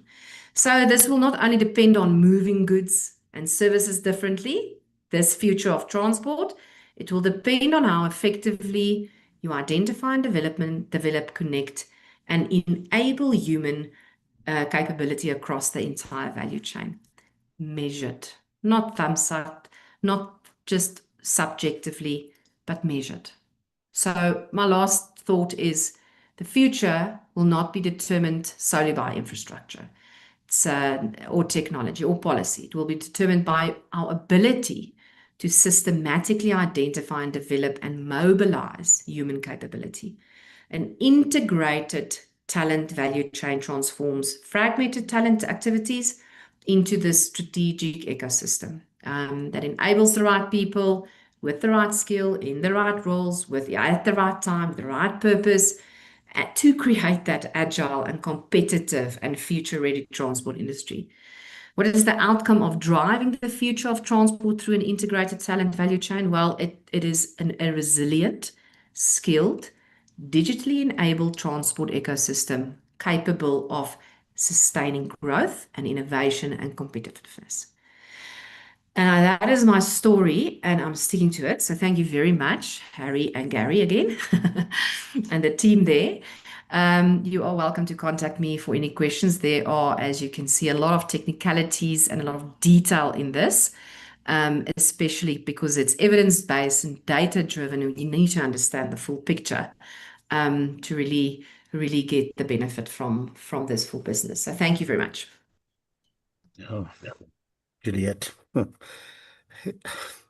as usual, knocked my socks off. So I see some of the, my relationship with Dr. Peter Bronkhorst, which goes back 25 odd years, and I see some of the early, when you're looking at your assessment solution, Peter used to study a guy called Elliot Jakes, who was a Canadian, a guy mostly involved with thinking within an organization and levels of thinking. And I see a lot of that base coming through the advancement that has taken place. So thank you for sharing that. I wish I had more time to talk to you about it. But thank you very much for your presentation. I see everybody enjoyed it. Lots and lots of applause. So thanks, Juliet. Will you be able to join us at 12 for the panel discussion? Yes, I will. Great. Thank you very much. Okay, so I'm now going to introduce you to Nelson Teixeira. So, I don't have Nelson's bio in front of me, but in our industry, when there's somebody that you want to get some information from, some knowledgeable information, some opinion that is well considered from somebody who has a high level of emotional maturity and intelligence, you talk to Nelson. He's been around a long time. He's absolutely level-headed. He's a delightful man, always polite, pleasant, willing to share. I have utmost respect for him. And I really think that at FedEx, they gained a meaningful leader. I mean, he's been in the industry, I think we were talking earlier on, nearly 40 years, 30 odd years. So a wealth of experience from somebody that really knows what they're talking about. So Nelson, over to you. Thanks, Gary, for the intro. From an experience point of view, I've got a bit of catching up to do with yourself. I mean, you've been in the industry for 54 odd years, so yeah, I think in terms of experience, you're way ahead of all of us. So today I'm going to talk about, first of all, good morning, colleagues, guests, and members of the Transport Forum. It's a pleasure to address you today and discuss developments in our industry. Today I'm going to be talking about unlocking Africa's growth through smarter cross-border standardization. So we're going to kick off with the current reality of cross-border trade in sub-Saharan Africa. Africa's trade ambitions can only be achieved through strong execution. We've signed the agreements, but it's still easier for most African businesses to trade with Europe than with the country next door. The gap between policy and reality is where FedEx operates every day.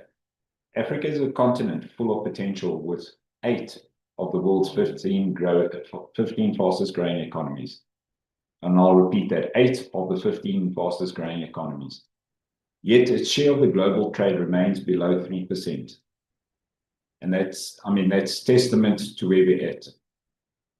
There's a massive informal economy contributing millions in annual informal cross-border trade flows.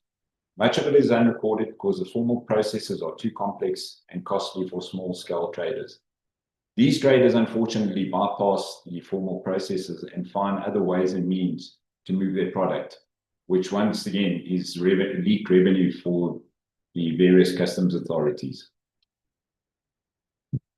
However, the average cost to export a container from sub-Saharan Africa remains amongst the highest globally.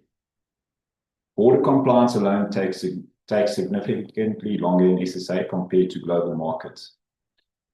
Traders move goods across just 2 African borders may encounter entirely different customs documentation requirements, product standards, and inspection regimes, creating unpredictability that discourages SME participation. This requires intracontinental integration and custom standardization to ensure these systems run smoothly.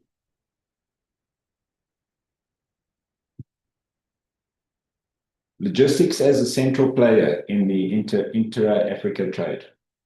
As of today, 49 of the 54 African Union signatories have deposited their instruments of ratification for the African Continental Free Trade Area.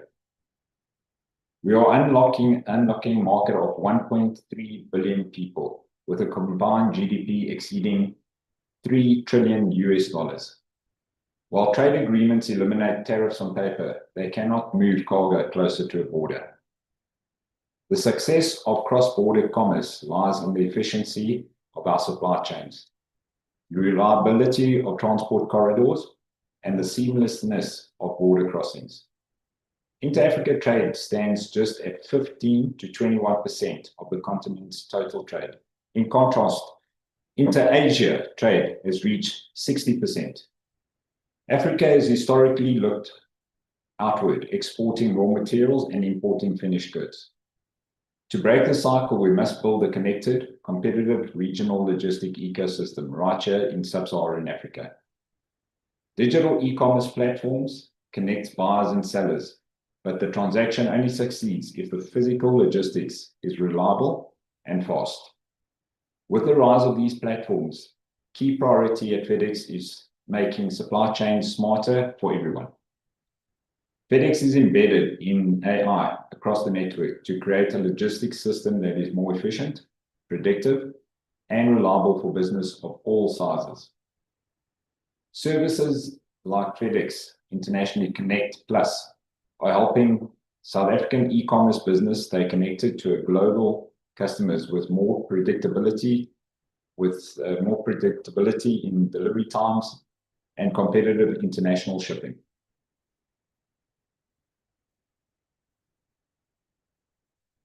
Okay, smarter and more efficient standardization. To accelerate smooth cross-border trade, we must address the barriers that silently erode our competitiveness, including non-tariff barriers, unaligned customs regulations, and fragmented standards. Our customs teams process thousands of declarations across multiple regulatory jurisdictions, giving us unmatched visibility into exactly where the standardization is failing traders. Key components of this are the harmonization of customs, alignment of cross-border rules, and interoperability of digital systems. FedEx actively contributes to this alignment through our clearance platforms that are built to interpret and comply with customs requirements of every market we serve. Without this, moving goods across borders remains slow, unpredictable, and prohibitively expensive. We effectively act as the compliance department that small business cannot afford to hire. This is why our offerings are designed around FICP, for example, offers a day-definite, cost-friendly solution specifically built for e-commerce packages, allowing small African exporters to ship formally to global markets in 3 to 4 business days, without needing to navigate complex brokerage processes themselves.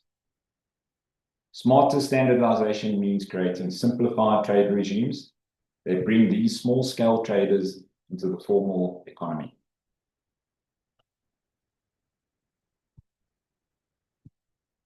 Government interventions and customs modernization. Governments across sub-Saharan Africa are implementing crucial regulatory interventions and modernizing customs through technology. As from the 1st of June 2026, SARS is requiring all foreign registered vehicles to be declared on the SARS Traveller Management System prior to border crossing.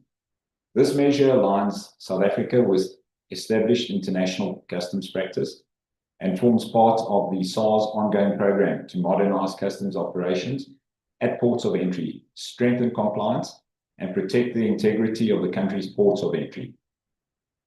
Temporary import permits will still remain valid for 6 months for multiple crossings, ensure frequent business and logistics travel is not disrupted.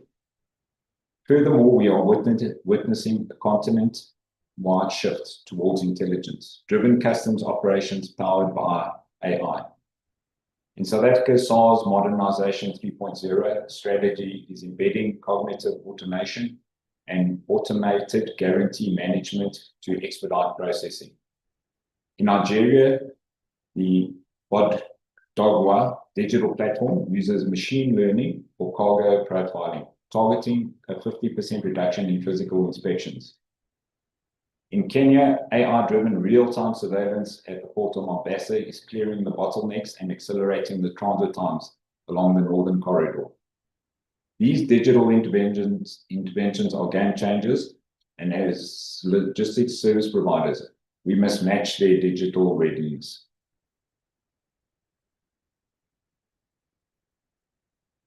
Public-private partnerships to co-create border efficiency. The public sector cannot solve the border friction in isolation. The most successful, sustainable reforms are co-created and implemented through robust multi-sector collaboration. The private sector brings operational agility and innovation, while the public sector ensures regulatory compliance and protects the public interest. Border congestion is rarely caused solely by what happens at the gate. It is heavily influenced by systematic bottlenecks upstream, including uncoordinated transport law enforcement, stopping vehicles at multiple points, redundant checkpoints along the corridor, a lack of integration between inland weigh bridges, forcing carriers to weigh the same cargo repeatedly on their journey. By combining physical connectivity with digital intelligence, sustainable practices, we are leveling the playing field, enabling SMEs to manage the current border compliance and environment efficiently.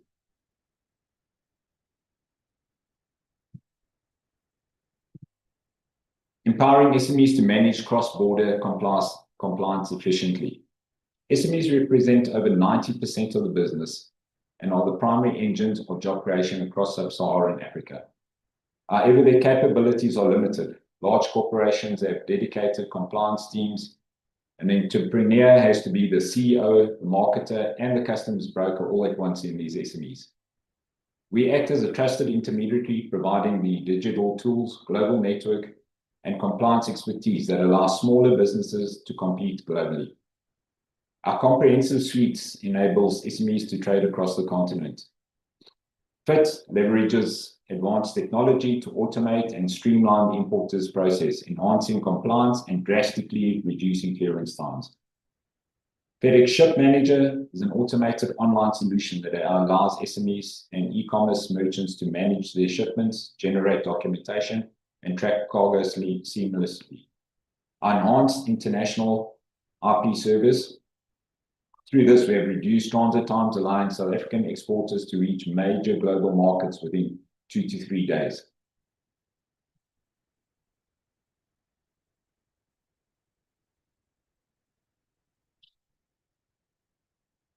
Okay, in closing, no single government or company will unlock this alone.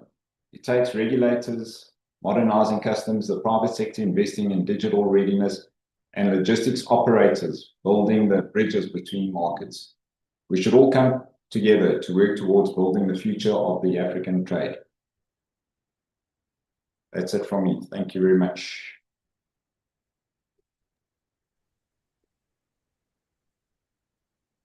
Thanks, Nelson.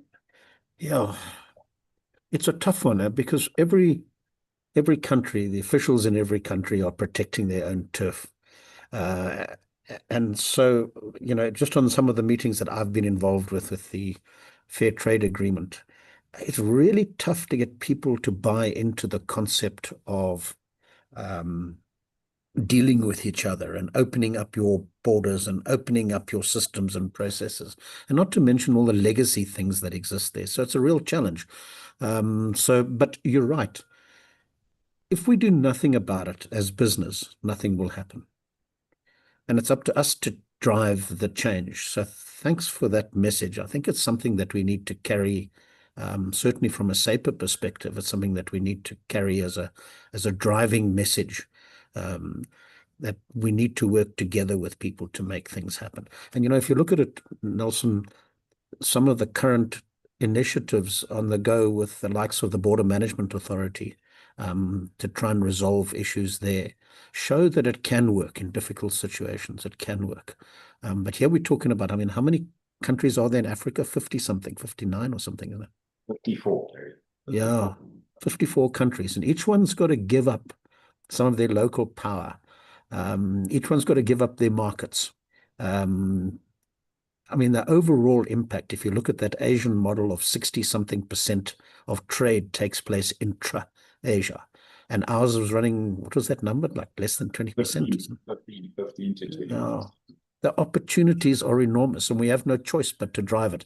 So through the likes of yourselves, through the likes of Herman's people at DHL and all the other people, we have to drive this thing hard. I think the private-public partnership thing is, there's just no way around it. We've got to drive it. Yeah, agree with you, Gary. I think, for me, there's pockets of expertise and pockets of excellence that we see. However, there's the legacy stuff you've got to deal with. And unfortunately, in a lot of these African countries, the way they conduct business is not exactly in a compliant state. And those are the challenges you've got to deal with when you enter these countries. And it's trying to turn the tide or change the tide is not an easy task. Yeah, but it's the old story of how do you eat an elephant? Well, thanks very much, Nelson. Appreciate it. Yeah, it gives it some food for thought there. So, Harry, we're now going to be breaking for 15 minutes for a comfort break, and we'll be back again at 11:15. So thank you to the speakers so far. And at 11:15, we will continue with Diederik Stopforth on the impact of e-commerce on our industry. Okay, thank you very much. See you in 15 minutes.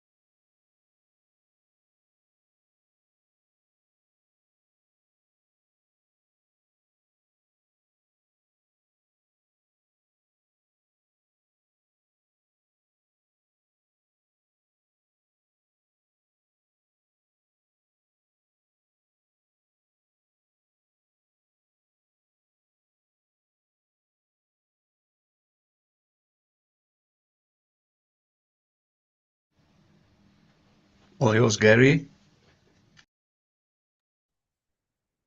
Yeah, Harry, thank you. Hope everybody's back from their coffee break, but I'm still enjoying mine. In 15 minutes, I never had time enough to make it and drink it. So, next on the go. Diedrich, are you there? Yeah, waiting. Thank you, Gary. Patiently, good. So I'd like to introduce you to Diedrich Stopforth. He sent me a bio. It's hugely impressive. But again, I'll just give you my impression of the man. So Diedrich is one of those guys that when you ask for help, he accommodates you. He has become, in my view, the preeminent expert on e-commerce issues for the courier last mile industry. He has got a great sense of humor. He's not afraid to speak out and say what he thinks. And he's now joined a company as the MD, which in itself is an interesting company that's always been at the sort of forefront, even in the early days of e-commerce, technology driven. So Internet Express, by its name, has always been driven by innovation and technologies. I think it's a real good home for Diedrich, and it's a fairly new one for him. Diedrich, I can't remember, but you've been there less than a year now, I would think.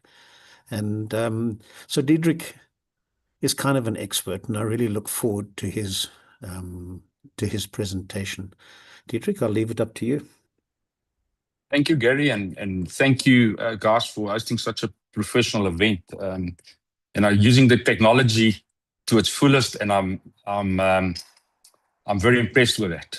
Let's just quickly put me on. Do I need to be on video, or do you just put the presentation on? Appreciate if you can keep the video on. Thank you, video on, Diedrich. Yeah. All right, can I go? Yeah. You can just put my presentation on there for me.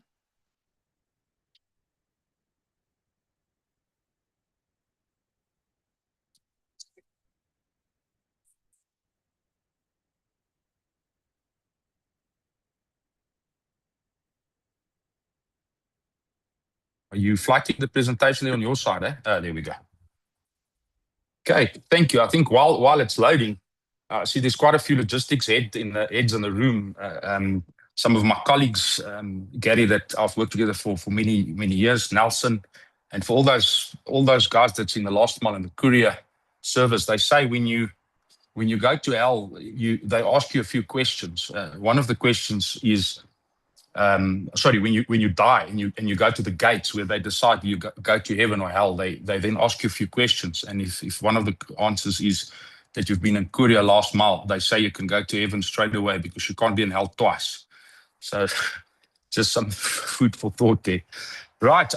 So I've just got to give credit. I did a bit of research after I received the phone call from Gary and them, and I thought, we need to look at the South African context, but also have some sort of a mirror view in terms of what's happening worldwide, because there's always a lag before that hits us. I think also in many cases, South Africa and South African last mile courier companies is ahead of the pack. I think Gary said something earlier on that resonated with me, that there's so many challenges in the South African context that if I speak to my counterparts worldwide, they don't understand the challenges that we've got, from the N3 being closed, robots, infrastructure, etc. And so I did a bit of a research to see, what is coming our way and by what margin this industry will grow. So we can just go to the next slide.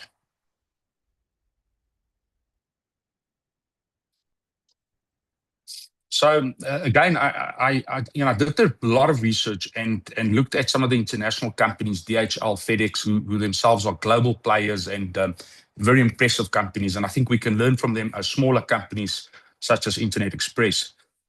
So kind of the survey scope is and I have to give some credit to DHL. If any one of you want to know anything about the e-commerce market at a glance, go and find the research paper that they've posted on LinkedIn. Extremely impressive. And that combined with our own stats makes for some really interesting reading. So first of all, over 30,000 online shoppers were surveyed, 9,000 and more e-commerce businesses. 20 countries and 6 global regions, including sub-Saharan Africa. So let me put it out there. So the regions covered was Asia, Europe, Latin America, Middle East and North Africa, North America, and of course, sub-Saharan Africa.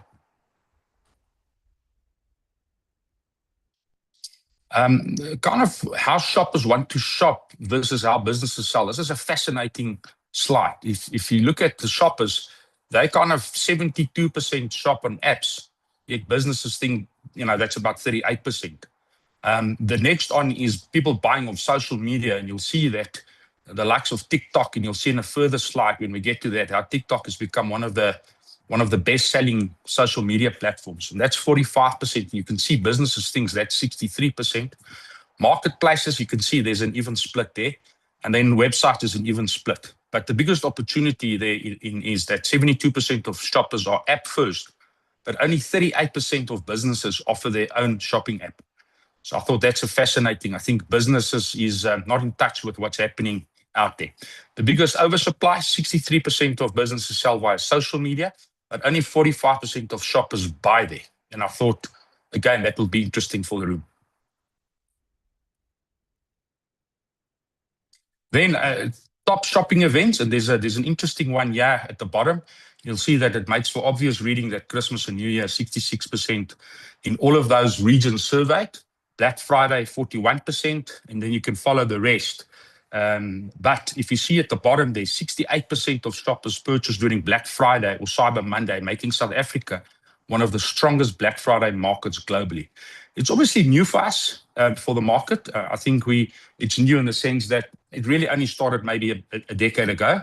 But you can see how people are now taking full use of Cyber Monday. And I can only see from our business stats that our volumes start dropping closer to the November Black Friday. It's almost like people hold back to buy on Black Friday specifically.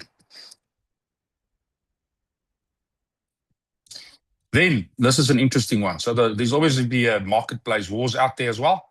And so you can see Amazon shoppers, 72%, and businesses shop on Amazon, 59%. Temu and Shein certainly growing, not going away, creating lots of challenges and headaches for some of the other retail folk out there. And then you can see Alibaba and eBay kind of at the bottom of that list.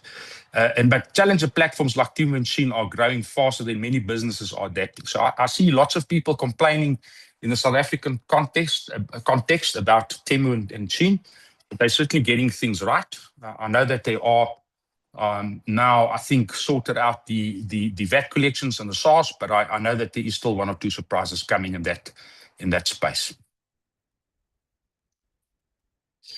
Key takeaways for courier and last mile. South Africa's e-commerce market is now large enough to materially reshape the last mile courier networks. This is interesting. So we are seeing in our context, if I look at the Black Friday volumes increased by over 60% in November last year in comparison to the previous year. And if you look at the stats, you'll see that there's still lots of scope for growth, because at the moment at about 96 billion in 2024, e-commerce is about 8% of total retail and was projected to exceed 130 billion in 2025, approaching 10% of retail sales. And that's certainly not stopping.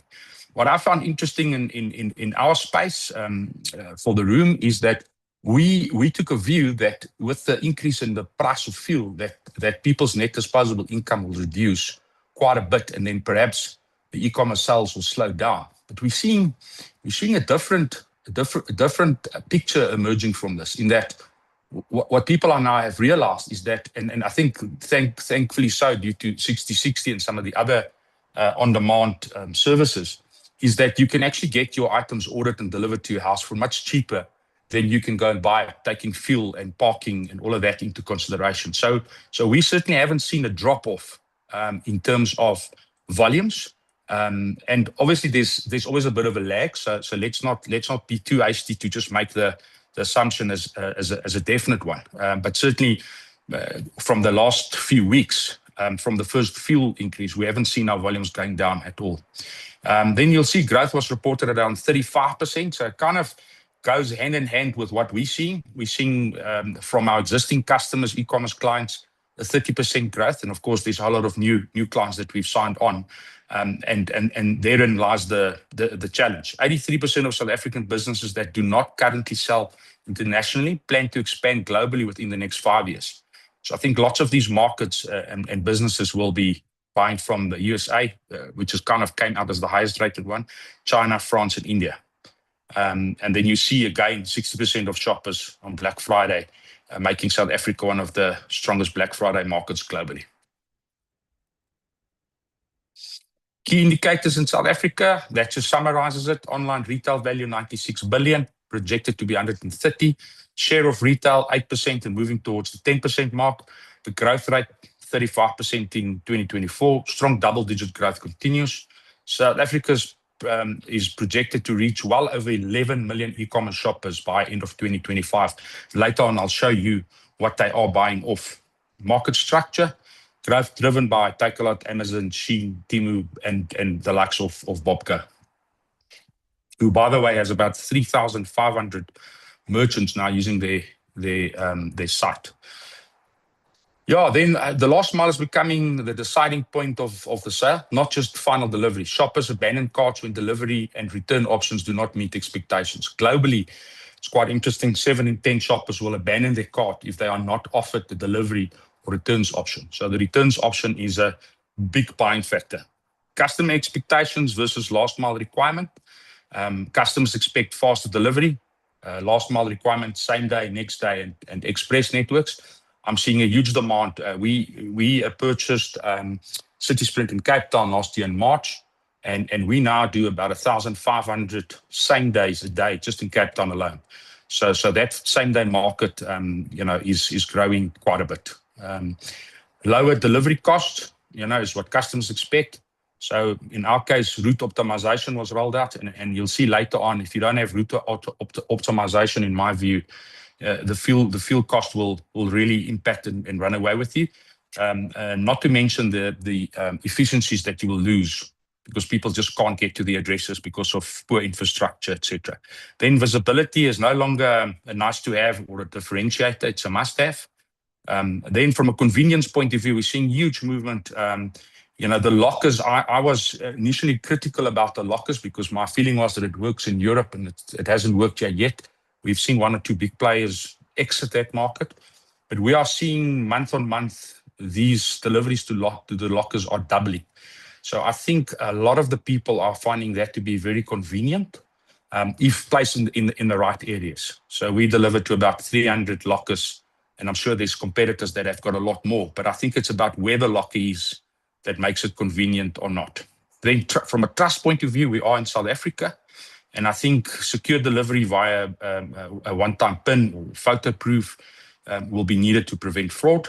And then, of course, the easy returns is an absolute must. If you don't have simple reverse logistics, it will become a deciding factor whether e-commerce companies will use us or not. And then security is especially important in South Africa. We're still seeing, Gary, 20 to 25 hijackings just in Gauteng. We're seeing on the N3 itself that's becoming a huge problem where the trucks and that are stopped, and then, of course, looting takes place. I mean, one of the things that we looked at as a business is the surprise to see how much money needs to be spent on security. And often when one goes to customers and you go for a rate increase, you use CPI itself, but the security cost is not always, fully defined in there. And that cost is a cost that's creeping up and affecting most all last mile courier companies in South Africa. So the challenges, what are the last mile challenges? High fuel and vehicle cost, increases cost per stop, goes without saying. Long distances between economic hubs. I mean, when we talk to the global e-commerce guys and we give them some stats, they're confused with the stats. They say, now why is the kilometers between stops so much? Because in Europe and other first world countries, they maybe, every stop is 100, 200, couple hundred meters away, whereas in our case, the long distances between economic hubs is a bit different than what's the case in Europe. Informal addresses, I was saying to some customer the other day that even though we spend lots of money on technology and address validation and all of those things, you'll still get a customer that will type the address as next to the blue church or next to the red house, and they give you directions as opposed to a physical address. And as I always say, in South Africa, people think postal codes is just a suggestion. Then, of course, high-risk areas. This is a big thing. It requires tracking, armed response, geofencing, all sorts of arrangement. We've even seen, in our case, we've given parcels over to people that stay, live, and play in townships. And so the general feeling is that they leave the guys alone. They won't hijack them because they're from that area. But truth be told, recently, about 2 months ago, one of the biggest players in the township deliveries formally informed us that they can no longer do our deliveries because it's become too risky for them as well. So that's an area that needs government intervention, I think, because I think some of the buyers are deprived of a proper delivery, and they're part of the economy. So they should also have a solution in place that makes the delivery safe into the townships. Low delivery density outside metros, we spoke about that. And then, as I said, the hijacking and road closures on N3 has become a major problem. And I can see the government has got no intelligence. There isn't any proactive involvement where they can actually see, to resolve this. I, for example, think that I can predict it from my desk. I already tell my customers that if it's a Friday before a long weekend or a very critical shopping day, I can tell you that especially holiday makers going to the coast from here, they'll be stopped on the N3 10 out of 10 times. So if I can predict it, I'm sure they can too.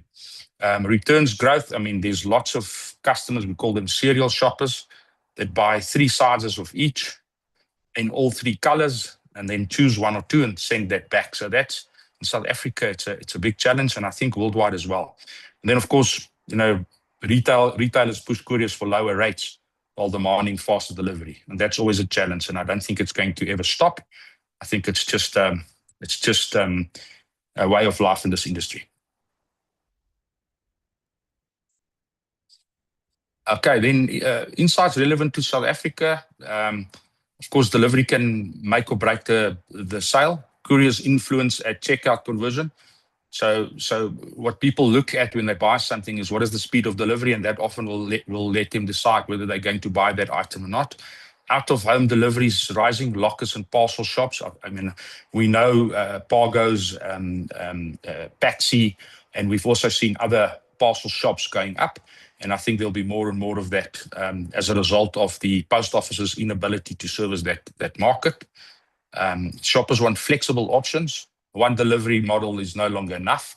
In the past, we used to do home and business deliveries, but you can see that people are now looking at lockers and parcel shops.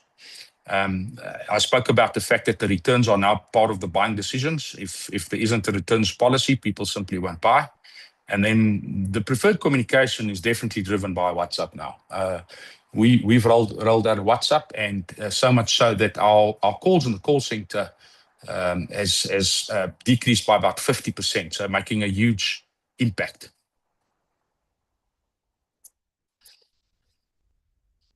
Okay, then I think kind of as much as 2-3 years ago, if you had any of this, it will be seen as a differentiator or an exciter. But I think these items have now become a non-negotiable in the e-commerce. So if you don't do address validation of some sort, you're going to be saying goodbye to lots of businesses. Address validation, absolute certainty, or must have. Real-time tracking. The system that we use, for example, will automatically send a message out to the customer that will say we're 15 or 20 minutes away. And that built in with address validation has seen us increase from 52 stops to 74 stops per day, just by rolling out those 2 pieces of technology. Then some sort of a security on-time PIN. I think very soon, in terms of cell phone deliveries, the legislation will come through where you would need some sort of a biometrics, facial recognition or fingerprint recognition for the delivery to take place. I also know that government is looking at passports, for example, being delivered to our physical home addresses, which of course will help all of us. You don't have to go and spend the whole day waiting for your passport at Home Affairs. But that will all need one-time PINs and full verification. The driver geofencing for us is also, it's a non-negotiable. You need to know exactly where your driver is so that if they are out of the route, that in itself raises a red flag. Also on that, we've installed panic buttons on vehicles that goes to two organizations so that armed response people will respond to the vehicle's exact position, just like they would to a house robbery or a house invasion. And I think for us, it's important to make sure that we do whatever we can to make sure that our drivers also are safe out there. Online claims is a non-negotiable. No phone calls and paper and emails. It needs to be done online. And of course, seamless integrations. If you are in the industry and you've got legacy systems and you don't have one system where you can plug into your existing customers, that in itself will become a very challenging thing, and it's, as far as I'm concerned, a non-negotiable.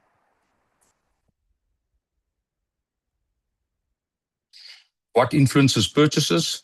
So shoppers look at reviews, specifically user-generated content, and authentic recommendations, whereas businesses focus on paid ads, influencers, and promotions. So you can just see people shop and they look at those reviews of the products on the Takealots and the Amazons and any one of these marketplaces. They look at the product reviews, and that really is what drives the decision to buy online or not. This is quite an interesting slide, I thought.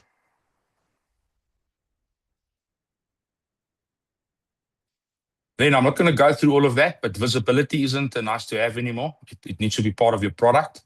And there has to be one single ecosystem, driver apps, inter-branch tracking, smart driver assignment, route optimization, driver geofencing.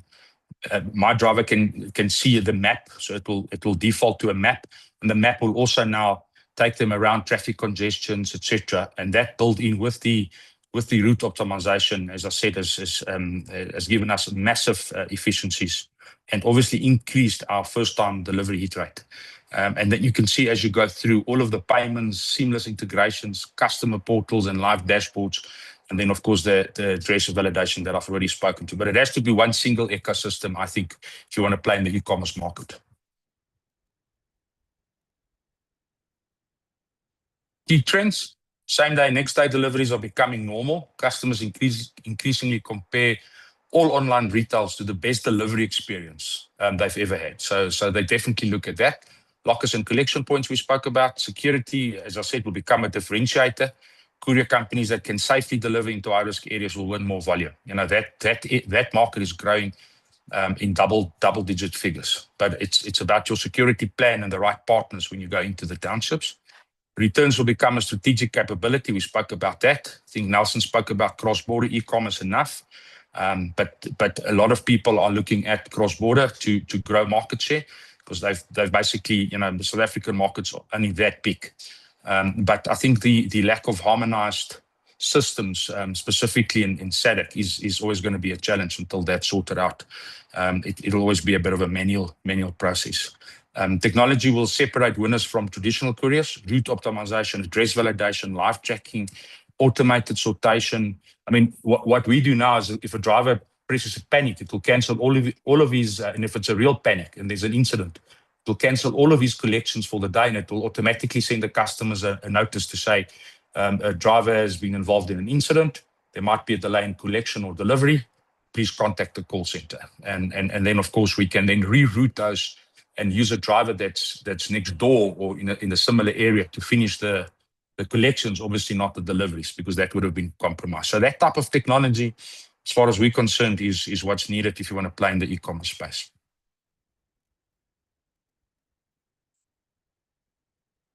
This statement, this is directly from the DHL survey, and they surveyed, it's quite a big survey, so it's a comprehensive survey, but you can see there 92% of the people look at from a convenient shopper's point of view.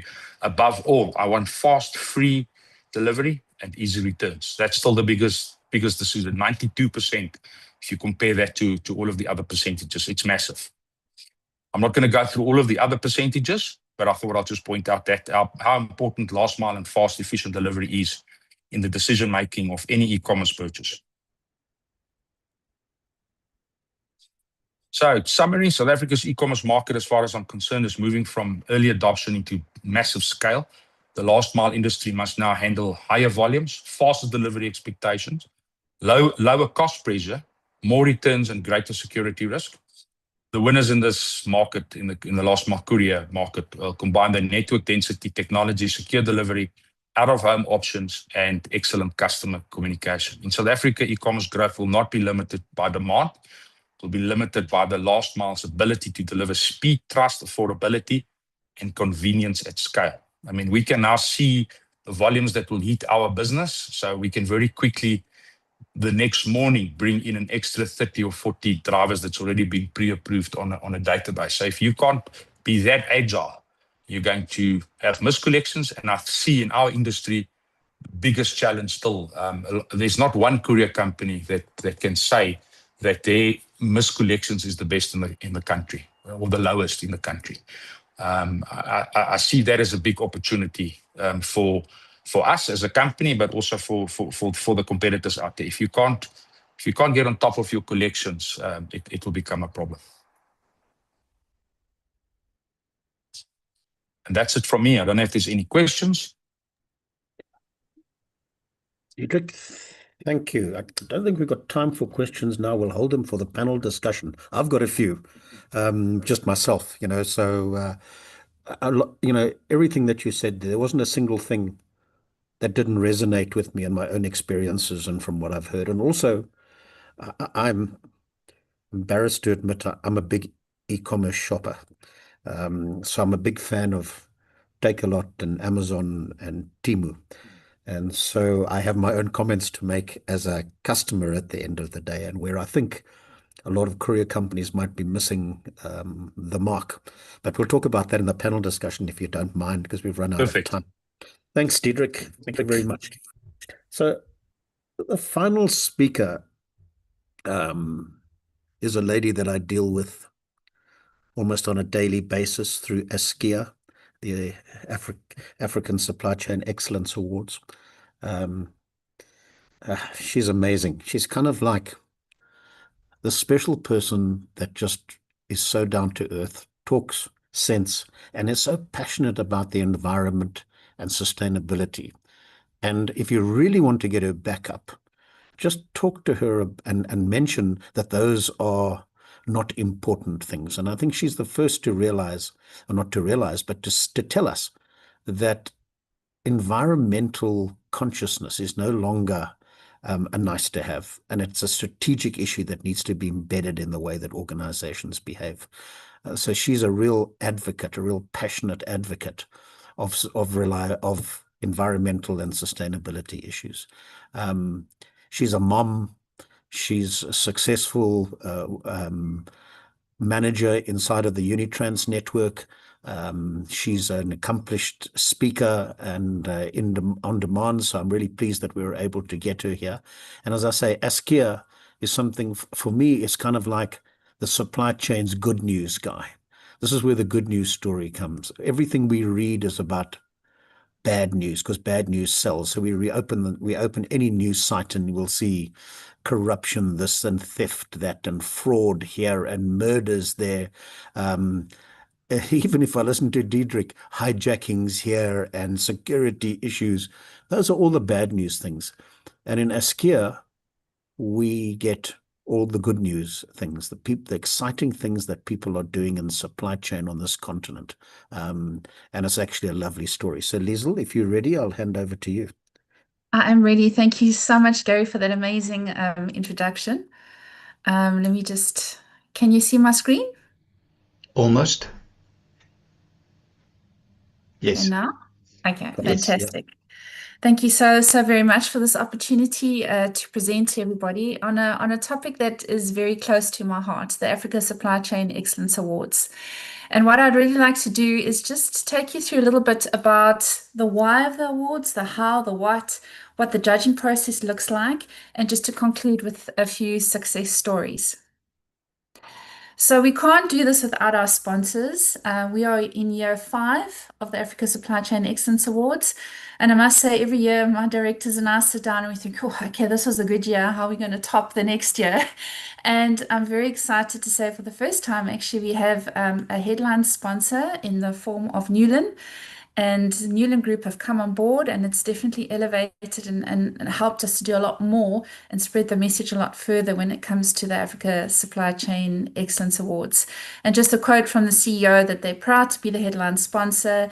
They're involved in the development of modern logistics and industrial infrastructure and understand how Africa's supply chains play a critical role in efficient logistics. So last year, we received around 69 entries for 2025. About 43 of those actually were such a good quality that they went through to the final round, which made judging quite strenuous on our judges because they really were phenomenal entries. And we got from all over Africa. One of the key components of our awards is that it has to be African-based, obviously. So it's international companies can enter as long as they have a presence in Africa in terms of offices and a footprint. This year, we received an overwhelming response of over 100 entries. And let me tell you, the qualities that we've seen of these entries are just phenomenal. So I think we're going to have our time cut out for us again this year with our judging cycle. Of course, Gary is our head judge, and what an amazing head judge he is. And we are so lucky to actually have him. And really just to be there, to keep sanity, to keep the ball rolling, and has really been amazing in terms of the impact and support. So the why, what is the objective and the vision of the Africa Supply Chain Excellence Awards? So we were established in 2022, and I think straight after COVID, we got together and thought, we need to give back to the industry. I mean, it really took a hard knock, and we thought, how do we give back? What do we do here? So how do we promote economic growth in the African continent? People tease me a lot because I always say, everyone talks about European best practice, but I'm for Africa best practice. We work in challenging environments. We have a lot of challenges throughout the continent that we need to deal with.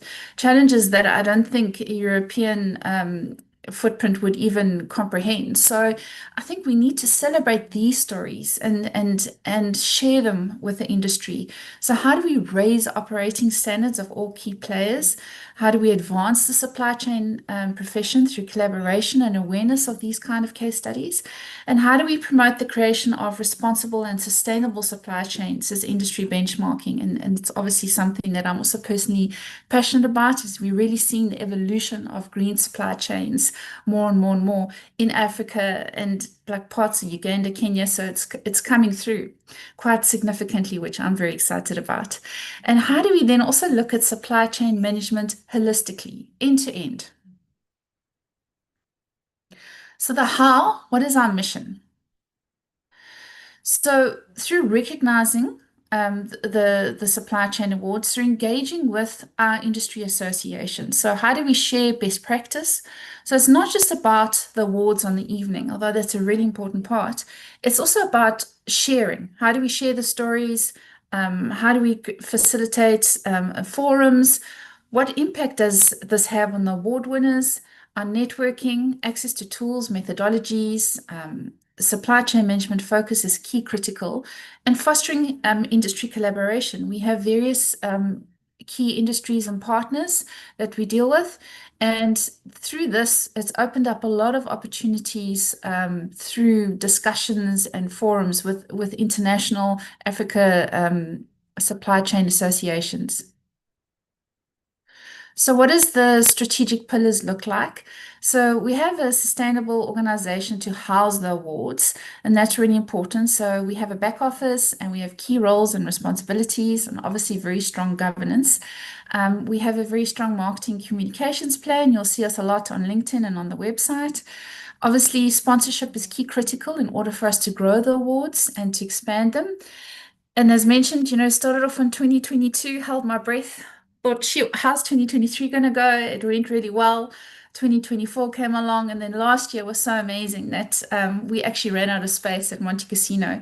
So we've actually moved now the 19th of August to the Maslow at Menlyn, and it's a much bigger venue, and really excited and proud about the growth in that space. So as mentioned earlier, we're targeting who's our audience here. So we're looking at the whole supply chain management. So logistics operators, transporters, rail EC operators, service providers to the industry, which is critical, training programs, IT, a lot of stuff on technology that has come through. basic sort of entries that have really been phenomenal. I mean, a while back, we had an entrant to use blockchain to move mops and food and even livestock in war-torn Congo area, etc. So, I mean, it's really phenomenal what comes out of these stories.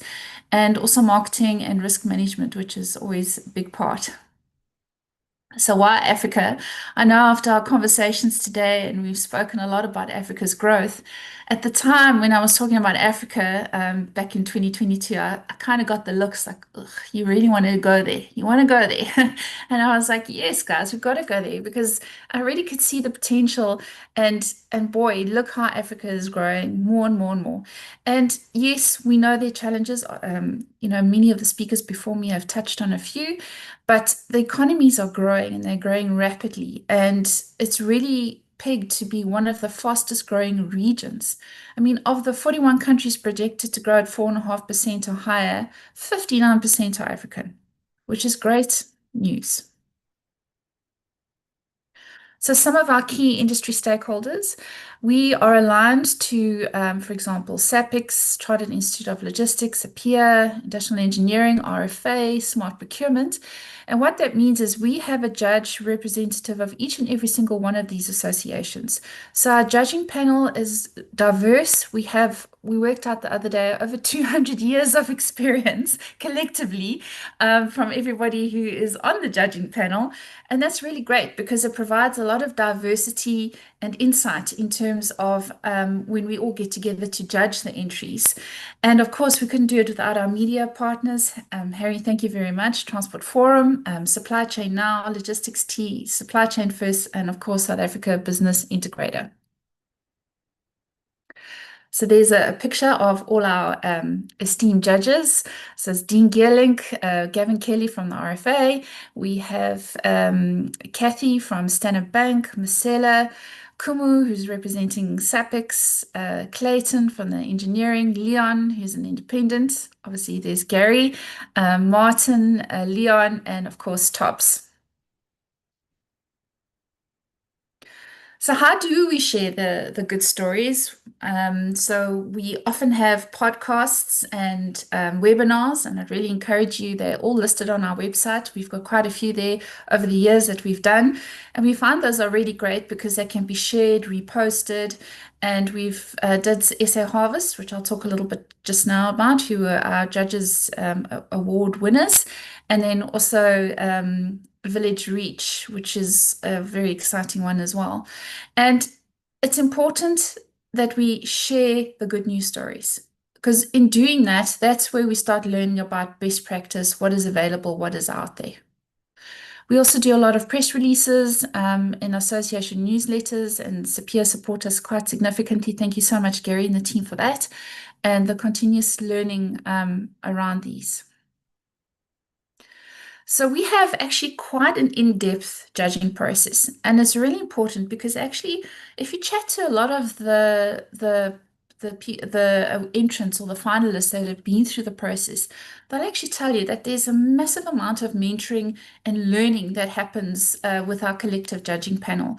So each entry that gets through will actually be assigned a judge, and that judge will mentor and monitor the entrants. And this is important because the stories are there, but not everybody's gifted enough to share the story the way that they could. And on the outset, it could look like a simplistic case study that doesn't really have much merit. But if you start digging into it, you start seeing, geez, there's actually a lot here. There's a lot here that we can talk about. And Gary actually mentioned a story this year of an entrant who was literally, when they were interviewing him and chatting to him, he's sitting in a room with a light hanging and the internet was dodgy, but he actually had a phenomenal story to share. And these are the kind of entries that we love because it's spotlighting and showcasing the art of the possible and what is actually happening, which is critical. We then shortlist our finalists. We have a roll of final presentations, and then the judges meet in person to identify who the winners are of the various categories, and then the ultimate Judges Award winner. So this is just some images from the awards. So obviously recognition is the greatest motivator. And this was NCT Forestry. So there's 3 case studies I'd like to just sort of share with you quickly. They were the 2023 Judges Award winners, and this was a phenomenal story. In Vryheid, they actually engaged with Transnet and they managed to build a railway solution, which took 80,000 tons per annum off the roads, saved 2,350 trips. And from a sustainability element, they used solar panels and gel batteries to power the weighbridge, the lighting, and the electric fence so that they were independent from Eskom. And this entry kind of, I remember being in the final presentation, very sort of demure, very sort of humble guy who was presenting. And when you look at the stats and what they achieved, it was absolutely phenomenal. Now, the Judges Award is the award that the judges really absolutely believe just stood that 1 inch above everybody else. And the judges as a collective decide who this award goes to, and it really is the top honors of the night. Lavella, the Luke Commission. Oh my goodness, I've seen really, I don't want to embarrass our judges, but a lot of them were actually crying after this presentation, myself included. It was an absolute phenomenal story. So the Luke Commission is based in Eswatini, and during COVID, they actually built an oxygen plant because they couldn't get oxygen from South Africa, because obviously South Africa needed it to address our emergency response. So they actually built a whole oxygen plant. Not only that, the technology that they deploy, they use drones to move medication to rural areas. Obviously, there's a lot of hectic snakes, etc., in Africa, as Swatini as well. And, mambas, and if young children or adults get bitten by the snakes, to try and get the antivenom there as soon as possible is a bit of a challenge. And drone technology is actually used to address this, which actually improves the mortality rate from things like snake bites, gets the medicine out there. And overall, it was just a phenomenal entry. Unfortunately, they lost a lot of funding now during the Trump administration that cancelled a lot of the funding, such as food aid, etc.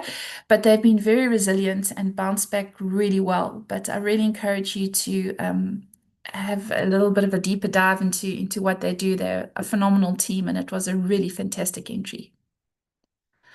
Our last year Judges Award winners was SA Harvest. And this is also a really exciting entry about reverse logistics to reduce food waste and actually feed beneficiaries. In South Africa, we have about 3 million children, specifically, that go to bed hungry every single night. I mean, it's hard to actually comprehend, and there's so much food wastage in the system. And one of the biggest issues is, how do you get this food out to the beneficiaries?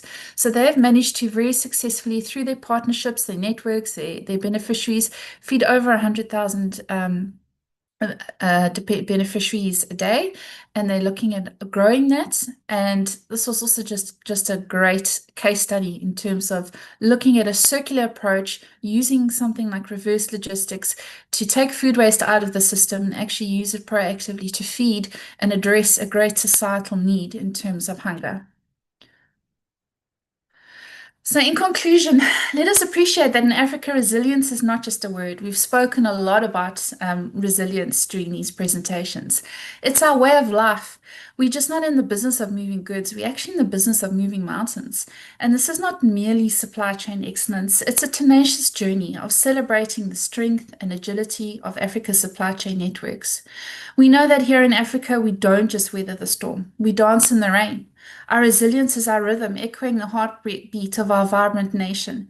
This is not just supply chain excellence. This is Africa's resilience in motion. Thank you. Yeah, Elise. So I call it the Good News Awards. There's that, what does he call himself? The Good News guy that's on Facebook and those Brett kind of things. yeah. Yeah. That, and I went once a few years ago to a conference, and the speaker was Deborah Patter, who's a very experienced, hard-hitting journalist, very impressive lady. And she said, and I'll never forget this, she said, when they're out there as journalists looking for stories, they find more good news stories than bad news. But good news doesn't sell. Bad news stories do. And so when we look at the news, or whether we listen to the news, we look at it online. I mean, I think newspapers are a thing of the past, but everything was about bad news. It was about corruption and fraud, and it went on and on. So these awards are where people have made significant strides in their supply chain and open themselves up to criticism from their peers, which is us as judges, to critique them and to give them awards. And it is incredibly fulfilling. I mean, and in the last couple of years, our industry as couriers has not been particularly active in these awards. But a Judges Award winner, I think in 2022, was the 60/60 operation, Pingo Yes, operation. Checker 60/60, yeah. Yeah, and along the years we've had DPD with a few entries, because there are categories. So you can choose your category. So there might be IT development, it might be transportation solutions, it might And be Take a Lot, remember, with their robots and the Take a lot, warehouse and the technology, yeah. Take a Lot last year and another entry this year. So they are, and I would encourage members to think about it, about entering. We've had quite a few from DHL over the years, but it's Gary, mostly those are my favorites, moving the lines and then moving the vultures. mostly out of DHL I supply love those. chain. Yeah, so some great entries. So even if you don't enter, follow the podcasts. You can learn a lot. I mean, every one of these things, I can tell you, for me personally, the absolute what I get out of it is the learning, listening to people's stories, and I learn something from every single one of them. It's just amazing.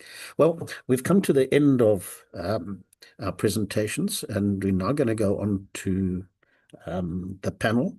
So Harry, how do we play this? Do you want everybody the panel to put their screens on?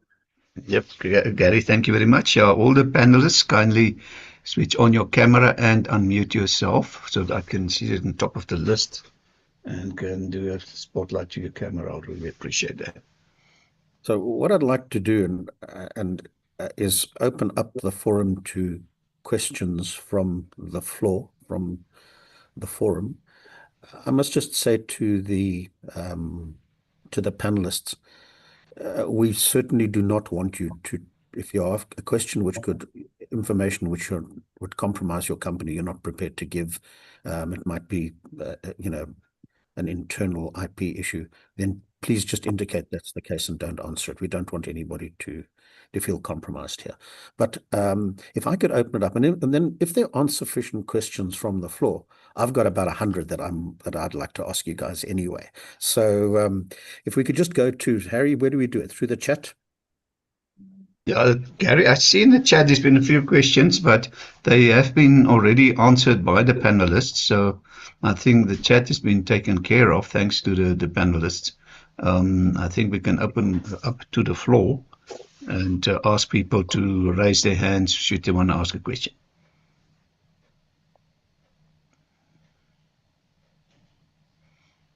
Okay, while we're waiting for that, and I'd like to just ask, first of all, Dietrich. Dietrich, there's a difference between hijackings and theft of goods from a vehicle. And I know they're reported differently because one has, the way that it's dealt with or differently. In some cases, the vehicles get impounded by the police because they're evidence in a case. In other ones, they don't.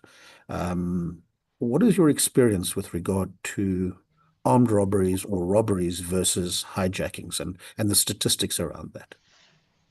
No, it's a great question, but a very important one. So we partnered with Fidelity and one or two people within the police network. And what's fascinating about the feedback is that, and as I just answered in one of the questions, is that there's not a lot of, it's called a hijacking, but in our case studies, 80% of that is handovers. It's syndicates that get hold of drivers. They agree to meet at a specific point, and they literally hand over the items. It's an absolute fact. And then, of course, if you move cell phones in bulk with other e-commerce order, there'll always be a risk. But in terms of the police cases, it's reported as a robbery or hijacking, and later on, as the investigation is conducted, it will be very clear that the driver in most cases was involved, unfortunately. Yeah, I know that, the instruction from most companies, they're really worried about the safety of their drivers, is hand the damn thing over. Don't create a scene and put yourself at danger. But yeah, so armed robberies are probably the more prevalent crime that is taking place. And we're seeing evidence, Gary, of people that will literally go on and they'll order a phone and they'll pay for the phone with a stolen credit card, and they'll give an address, not their address, but a address, any random address. And then the driver will go to that address because that's the address on the way bill, and only for the robbers or hijackers to wait for them, knowing that they've got to deliver that one phone there that they've just bought off a stolen credit card, and then they'll take whatever's in the vehicle. And so there's a lots of driveway robberies where people, the drivers drive in and then don't reverse in, but they, as soon as they get out of the car, they're just surprised. There's nothing they can do. And which is why we've installed panic buttons in our vehicles that now will trigger a message to two companies. I will not disclose who they are, but they're some of the bigger car track and security companies, who then will dispatch a armed officer through to the vehicle, as would be the case to a house robbery. Okay, thanks. We've got a question from the floor from Bhavin Naik. Bhavin, I presume you're still at FedEx, but the question was, what is the drive for EV vehicles, and what is the biggest challenge currently to implement in South Africa? And I could ask, first of all, I'll ask Herman if he's got any information on this and DHL's initiatives. I know I was invited to a launch of when they took delivery of a couple of trial EV vehicles a few years ago. And then Nelson, I'll ask you to comment it as well, because I know that you've got a whole batch of them in your operation. So Herman, if I could ask you to answer that. Yeah, I think from our side, it is a global drive to be more green and make sure that we become carbon neutral, aligned to global initiatives. So there is a drive to have EV vehicles. I think the challenges that we face, as with everybody else, is just the economic viability of it. There's still the trade-offs to be made between the initial cost and the investment and some of our service providers to that, and then the payback and the return. And you have to find that balance between the investment, but also investing in the future, making sure that as an industry, we are more go green and what we want to do in this. And I think that's the biggest challenge between it. I don't think there's any other major challenges at the moment. And as DHL, we're going to continue down this path. And we'll probably see more of these EV vehicles as part of our fleets in the future. I won't divulge more than that, but I think there's a good opportunity, if everything goes according to plan, to have more of these vehicles on the road. So yeah, I'll hand over to Nelson. Yeah. So one of the big issues is, of course, the capital price of the vehicle, which is a very, very high compared to a conventional petrol or diesel vehicle. And so the economics of it are a problem. I would imagine, though, with the price of fuel being what it is now, those viability studies would get closer towards EV as being a sustainable solution. Nelson? You're muted, Nelson. Sorry about that.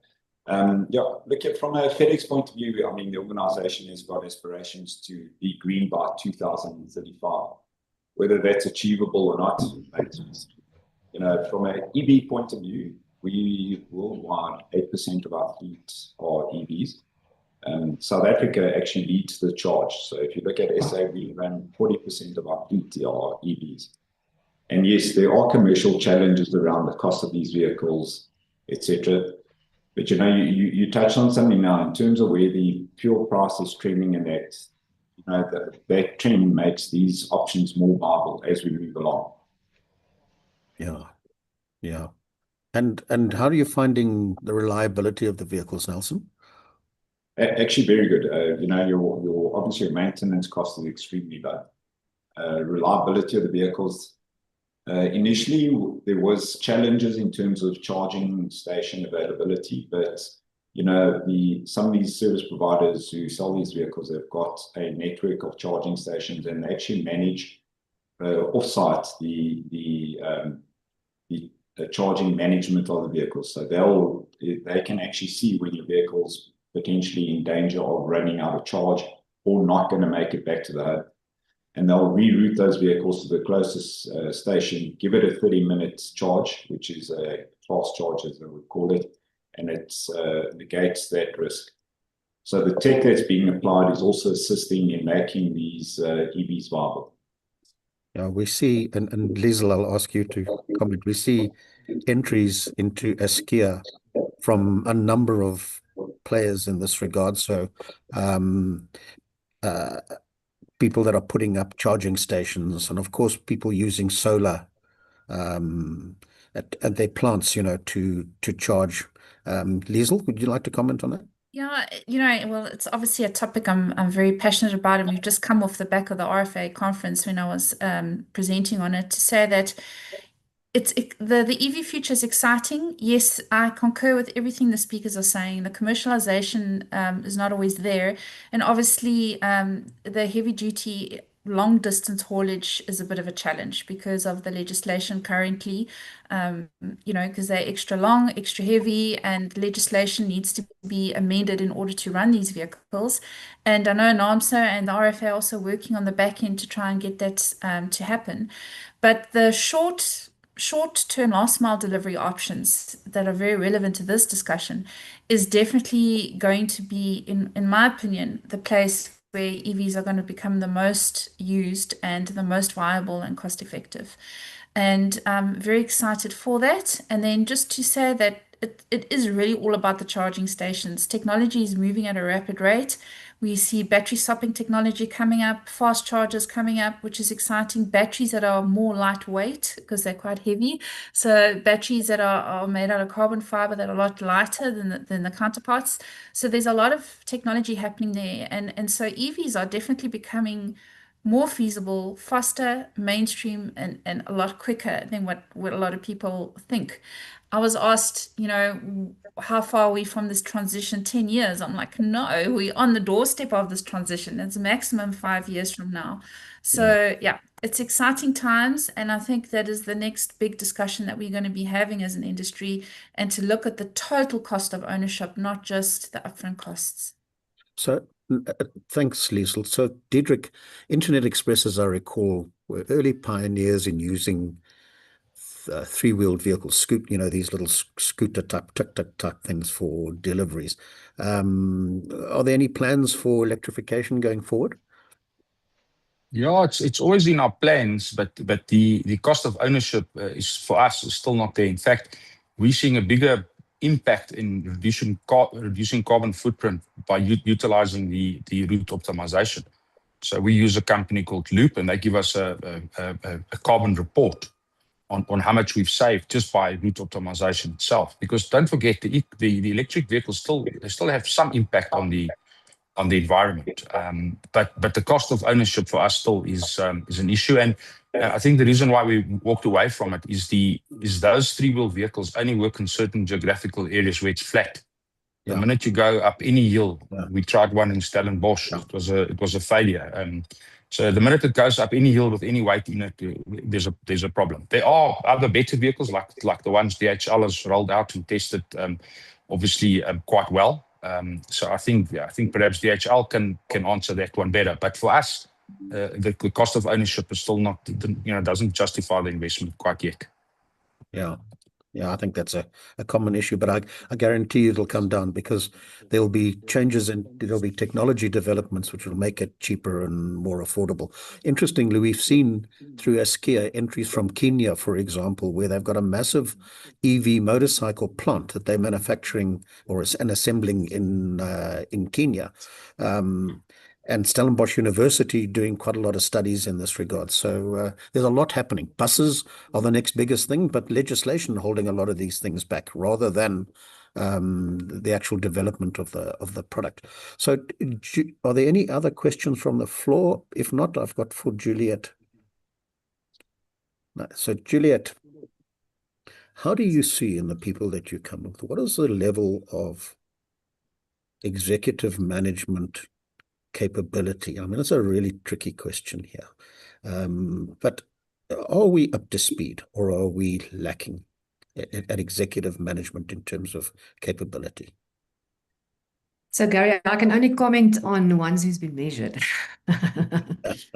And I can tell you, every executive is really, really worried about being measured. And that's why I made the comment of the Springbok team. Doesn't matter how high or how well you do, it's very good to be measured and to know where you land on this leadership ranking. But yes, the biggest gaps are people, unfortunately. So the domains are driven by task leadership, thought leadership, so strategic. And there's lots of strategy, there's lots of performance obsession, but there's dead bodies left behind, unfortunately. So if I had to pinpoint an area, it would be the people, the relationship impact side. And I think, you know, everyone knows that emotional intelligence and maturity, you can get 100 years old and not have that. And it is one of the most critical part of drive or enabler of enabling thought leadership and task leadership side of things. So it's not about where are we lacking, are we behind, because it is not, as an industry, it's very individual as a leader and behavioral. And that is why the power of the measure and the evidence is so powerful, because it is targeted per candidate, per person. If we have to all run the 100 meters, we will all be measured the same way. We will all be exposed to the same stopwatch, but we will get the specific granular detail that we need to work on as a person, as a leader. It doesn't matter if you're a junior, a high-performing individual, an executive, a CEO, CFO, but it does help us to say, where do we rank? What's the reality right now? If we have to compare that to the future, and we've mentioned the future skills, the adaptability, the agility, the creative thinking, the critical thinking, and we need to align to that. So that must almost be our benchmark going forward. So I wouldn't say we're behind. This industry has been innovative and extremely dynamic in an extremely complex environment. And it's very difficult to just throw technology into something like that. It takes a long time to implement. We have great leaders in these businesses and in the sector. But I do think the big gap is not necessarily the leaders at the top level, but what's happening on the midsection, line management.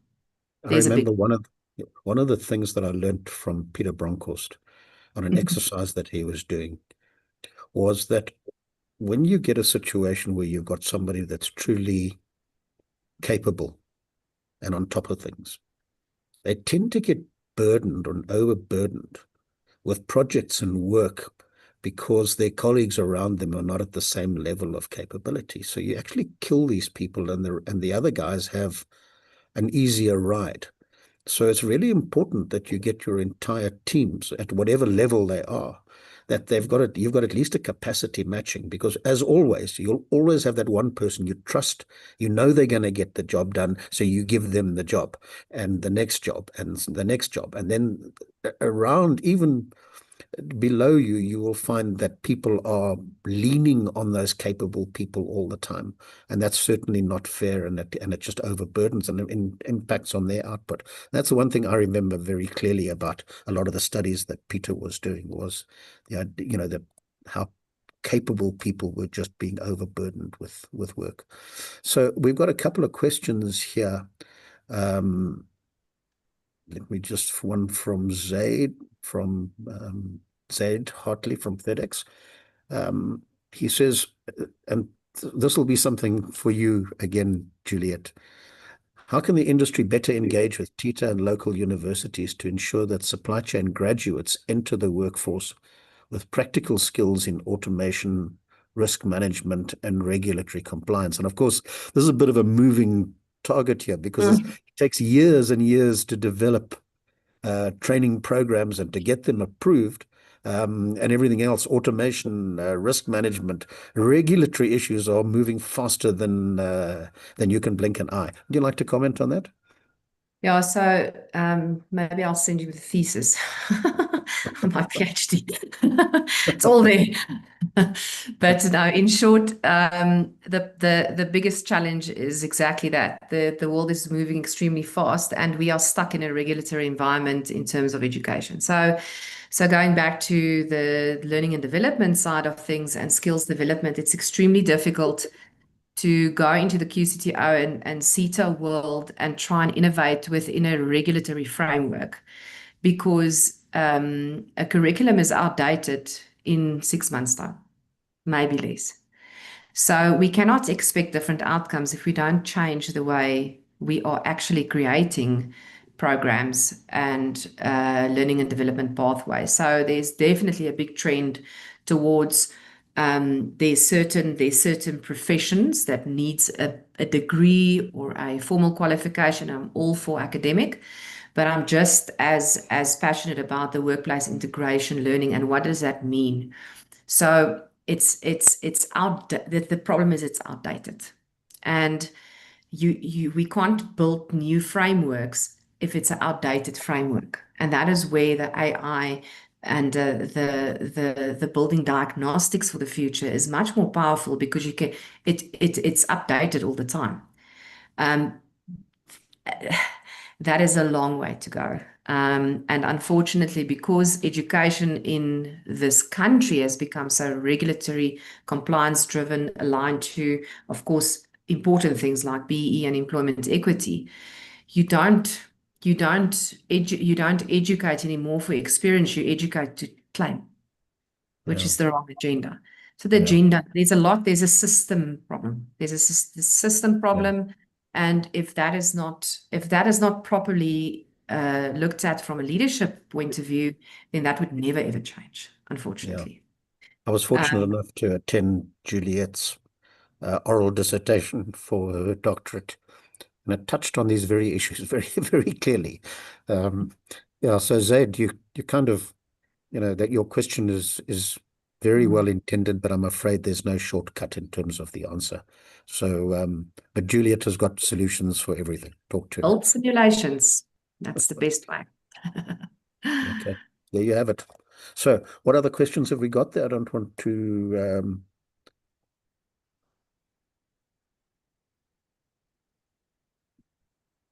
Charles Day commenting. This is the whole QCTO SACWA CETA system has evolved into an extremely heavy millstone around industry's neck. Customers are best advised to write their SDLs off as additional tax with no prospect of recovery.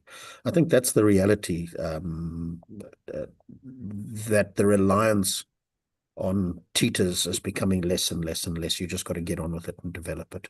Of course, it also costs money, but what's the cost of having ignorant, and I use the word ignorant, maybe not in the right word, but of having untrained, unskilled, ignorant people in your workforce. I think the outcomes of that is way, way higher than not doing it in the first place. Okay, so Gary, just a comment. I know I mentioned something about on the EV transition, that there'll be a lot of training required around that in terms of workshop staff that now are handling electricity more, and how they maintain the vehicles. Also drivers, you're giving them vehicles that have a much higher torque and are very quiet.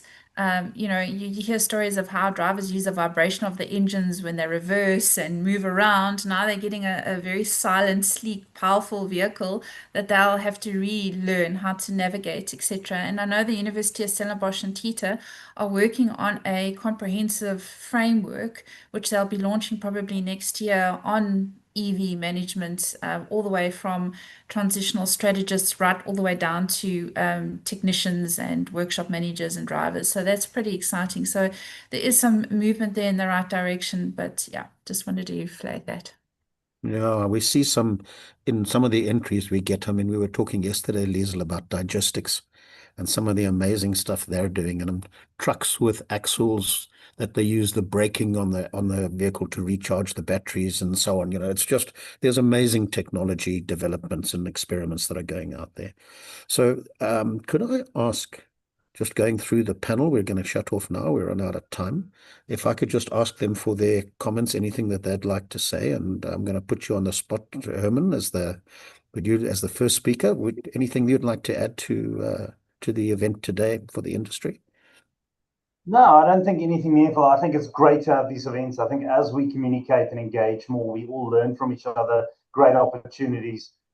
Really loved some of the insights on that Dr. Juliet Fury also shared regarding leadership and people and everything. And I think it's just such an incredible part of this industry. We focus so much on the assets, the profits and everything. But as we drive the people, empower them, encourage them, build them up, I think we'll just go from strength to strength, and we make such a meaningful difference to the success of this country. So from my side, Gary and everybody else, thank you for arranging these events. Really appreciate all the great work that you guys do as well. Yeah, thanks, Herman. Thanks to you for putting your presentation together, taking the time and the trouble to participate. We're still going to have coffee and talk about the issues of retail versus supply chain thinking in traditional retail operations. It's just a hobby horse of mine. So, Nelson? Yeah, thanks, Gary. Yeah, I think, just looking at today's presentations and participation, I think we had some good topic discussions. I think giving some of the listeners a bit of insight as to what's going on in the industry and how we deal with these issues. But I do just want to go back to the discussion we're having just now around management and how you rank them, etc. I mean, that's quite an interesting discussion for me. And I think it's imperative that we do that. And there was mention made by Juliet in terms of the wake of bodies you leave behind in this process. And I think that's where we actually fall short. I mean, that ranking people's great, and it shows people's strengths and weaknesses. But what we should be doing is with the ones that are weak or don't meet our expectations or standards, those are the people we should focus on, develop. And for me, development's a key thing with our people. And I think a lot of businesses don't do enough of that, and these people get left behind. Yeah. And I guess with the changes too that AI bring to the workplace, that's going to become an even bigger issue, Nelson. So yeah, I think just talking about AI will bring an issue. But you know what I always tell the people here at FedEx is, what AI is going to do is give you the capacity to deal with more work and actually deal with the exceptions versus trying to tackle everything. So that's a positive side of AI, and we shouldn't be looking at the negative. So everyone keeps on saying AI is going to take away jobs and it's going to make people redundant. I actually don't think so. Great positive ending. Thank you, Nelson.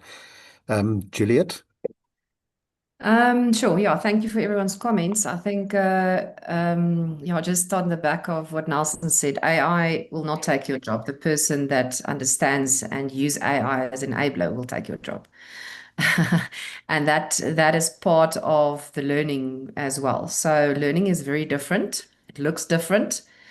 Being a professional looks different in the future. And how do we navigate what we want in terms of the capabilities of people, the technical aspect, because that is it's a very black and white area. Like, you can either do this or you can do that. And then how do we mix that with behavioral impact? And I like what you said, Nelson, to say, it's not about just the ranking, but you can also miss opportunities, miss talent. And that's what I've also seen, is the moment I know I can run the 100 meters in 13 seconds and I thought it was 15, there's an opportunity for me, and there's a potential for me. But if I don't know it, I don't know it. And where do I go from there? And that's the big thing, is we work blindly with the potential in our businesses.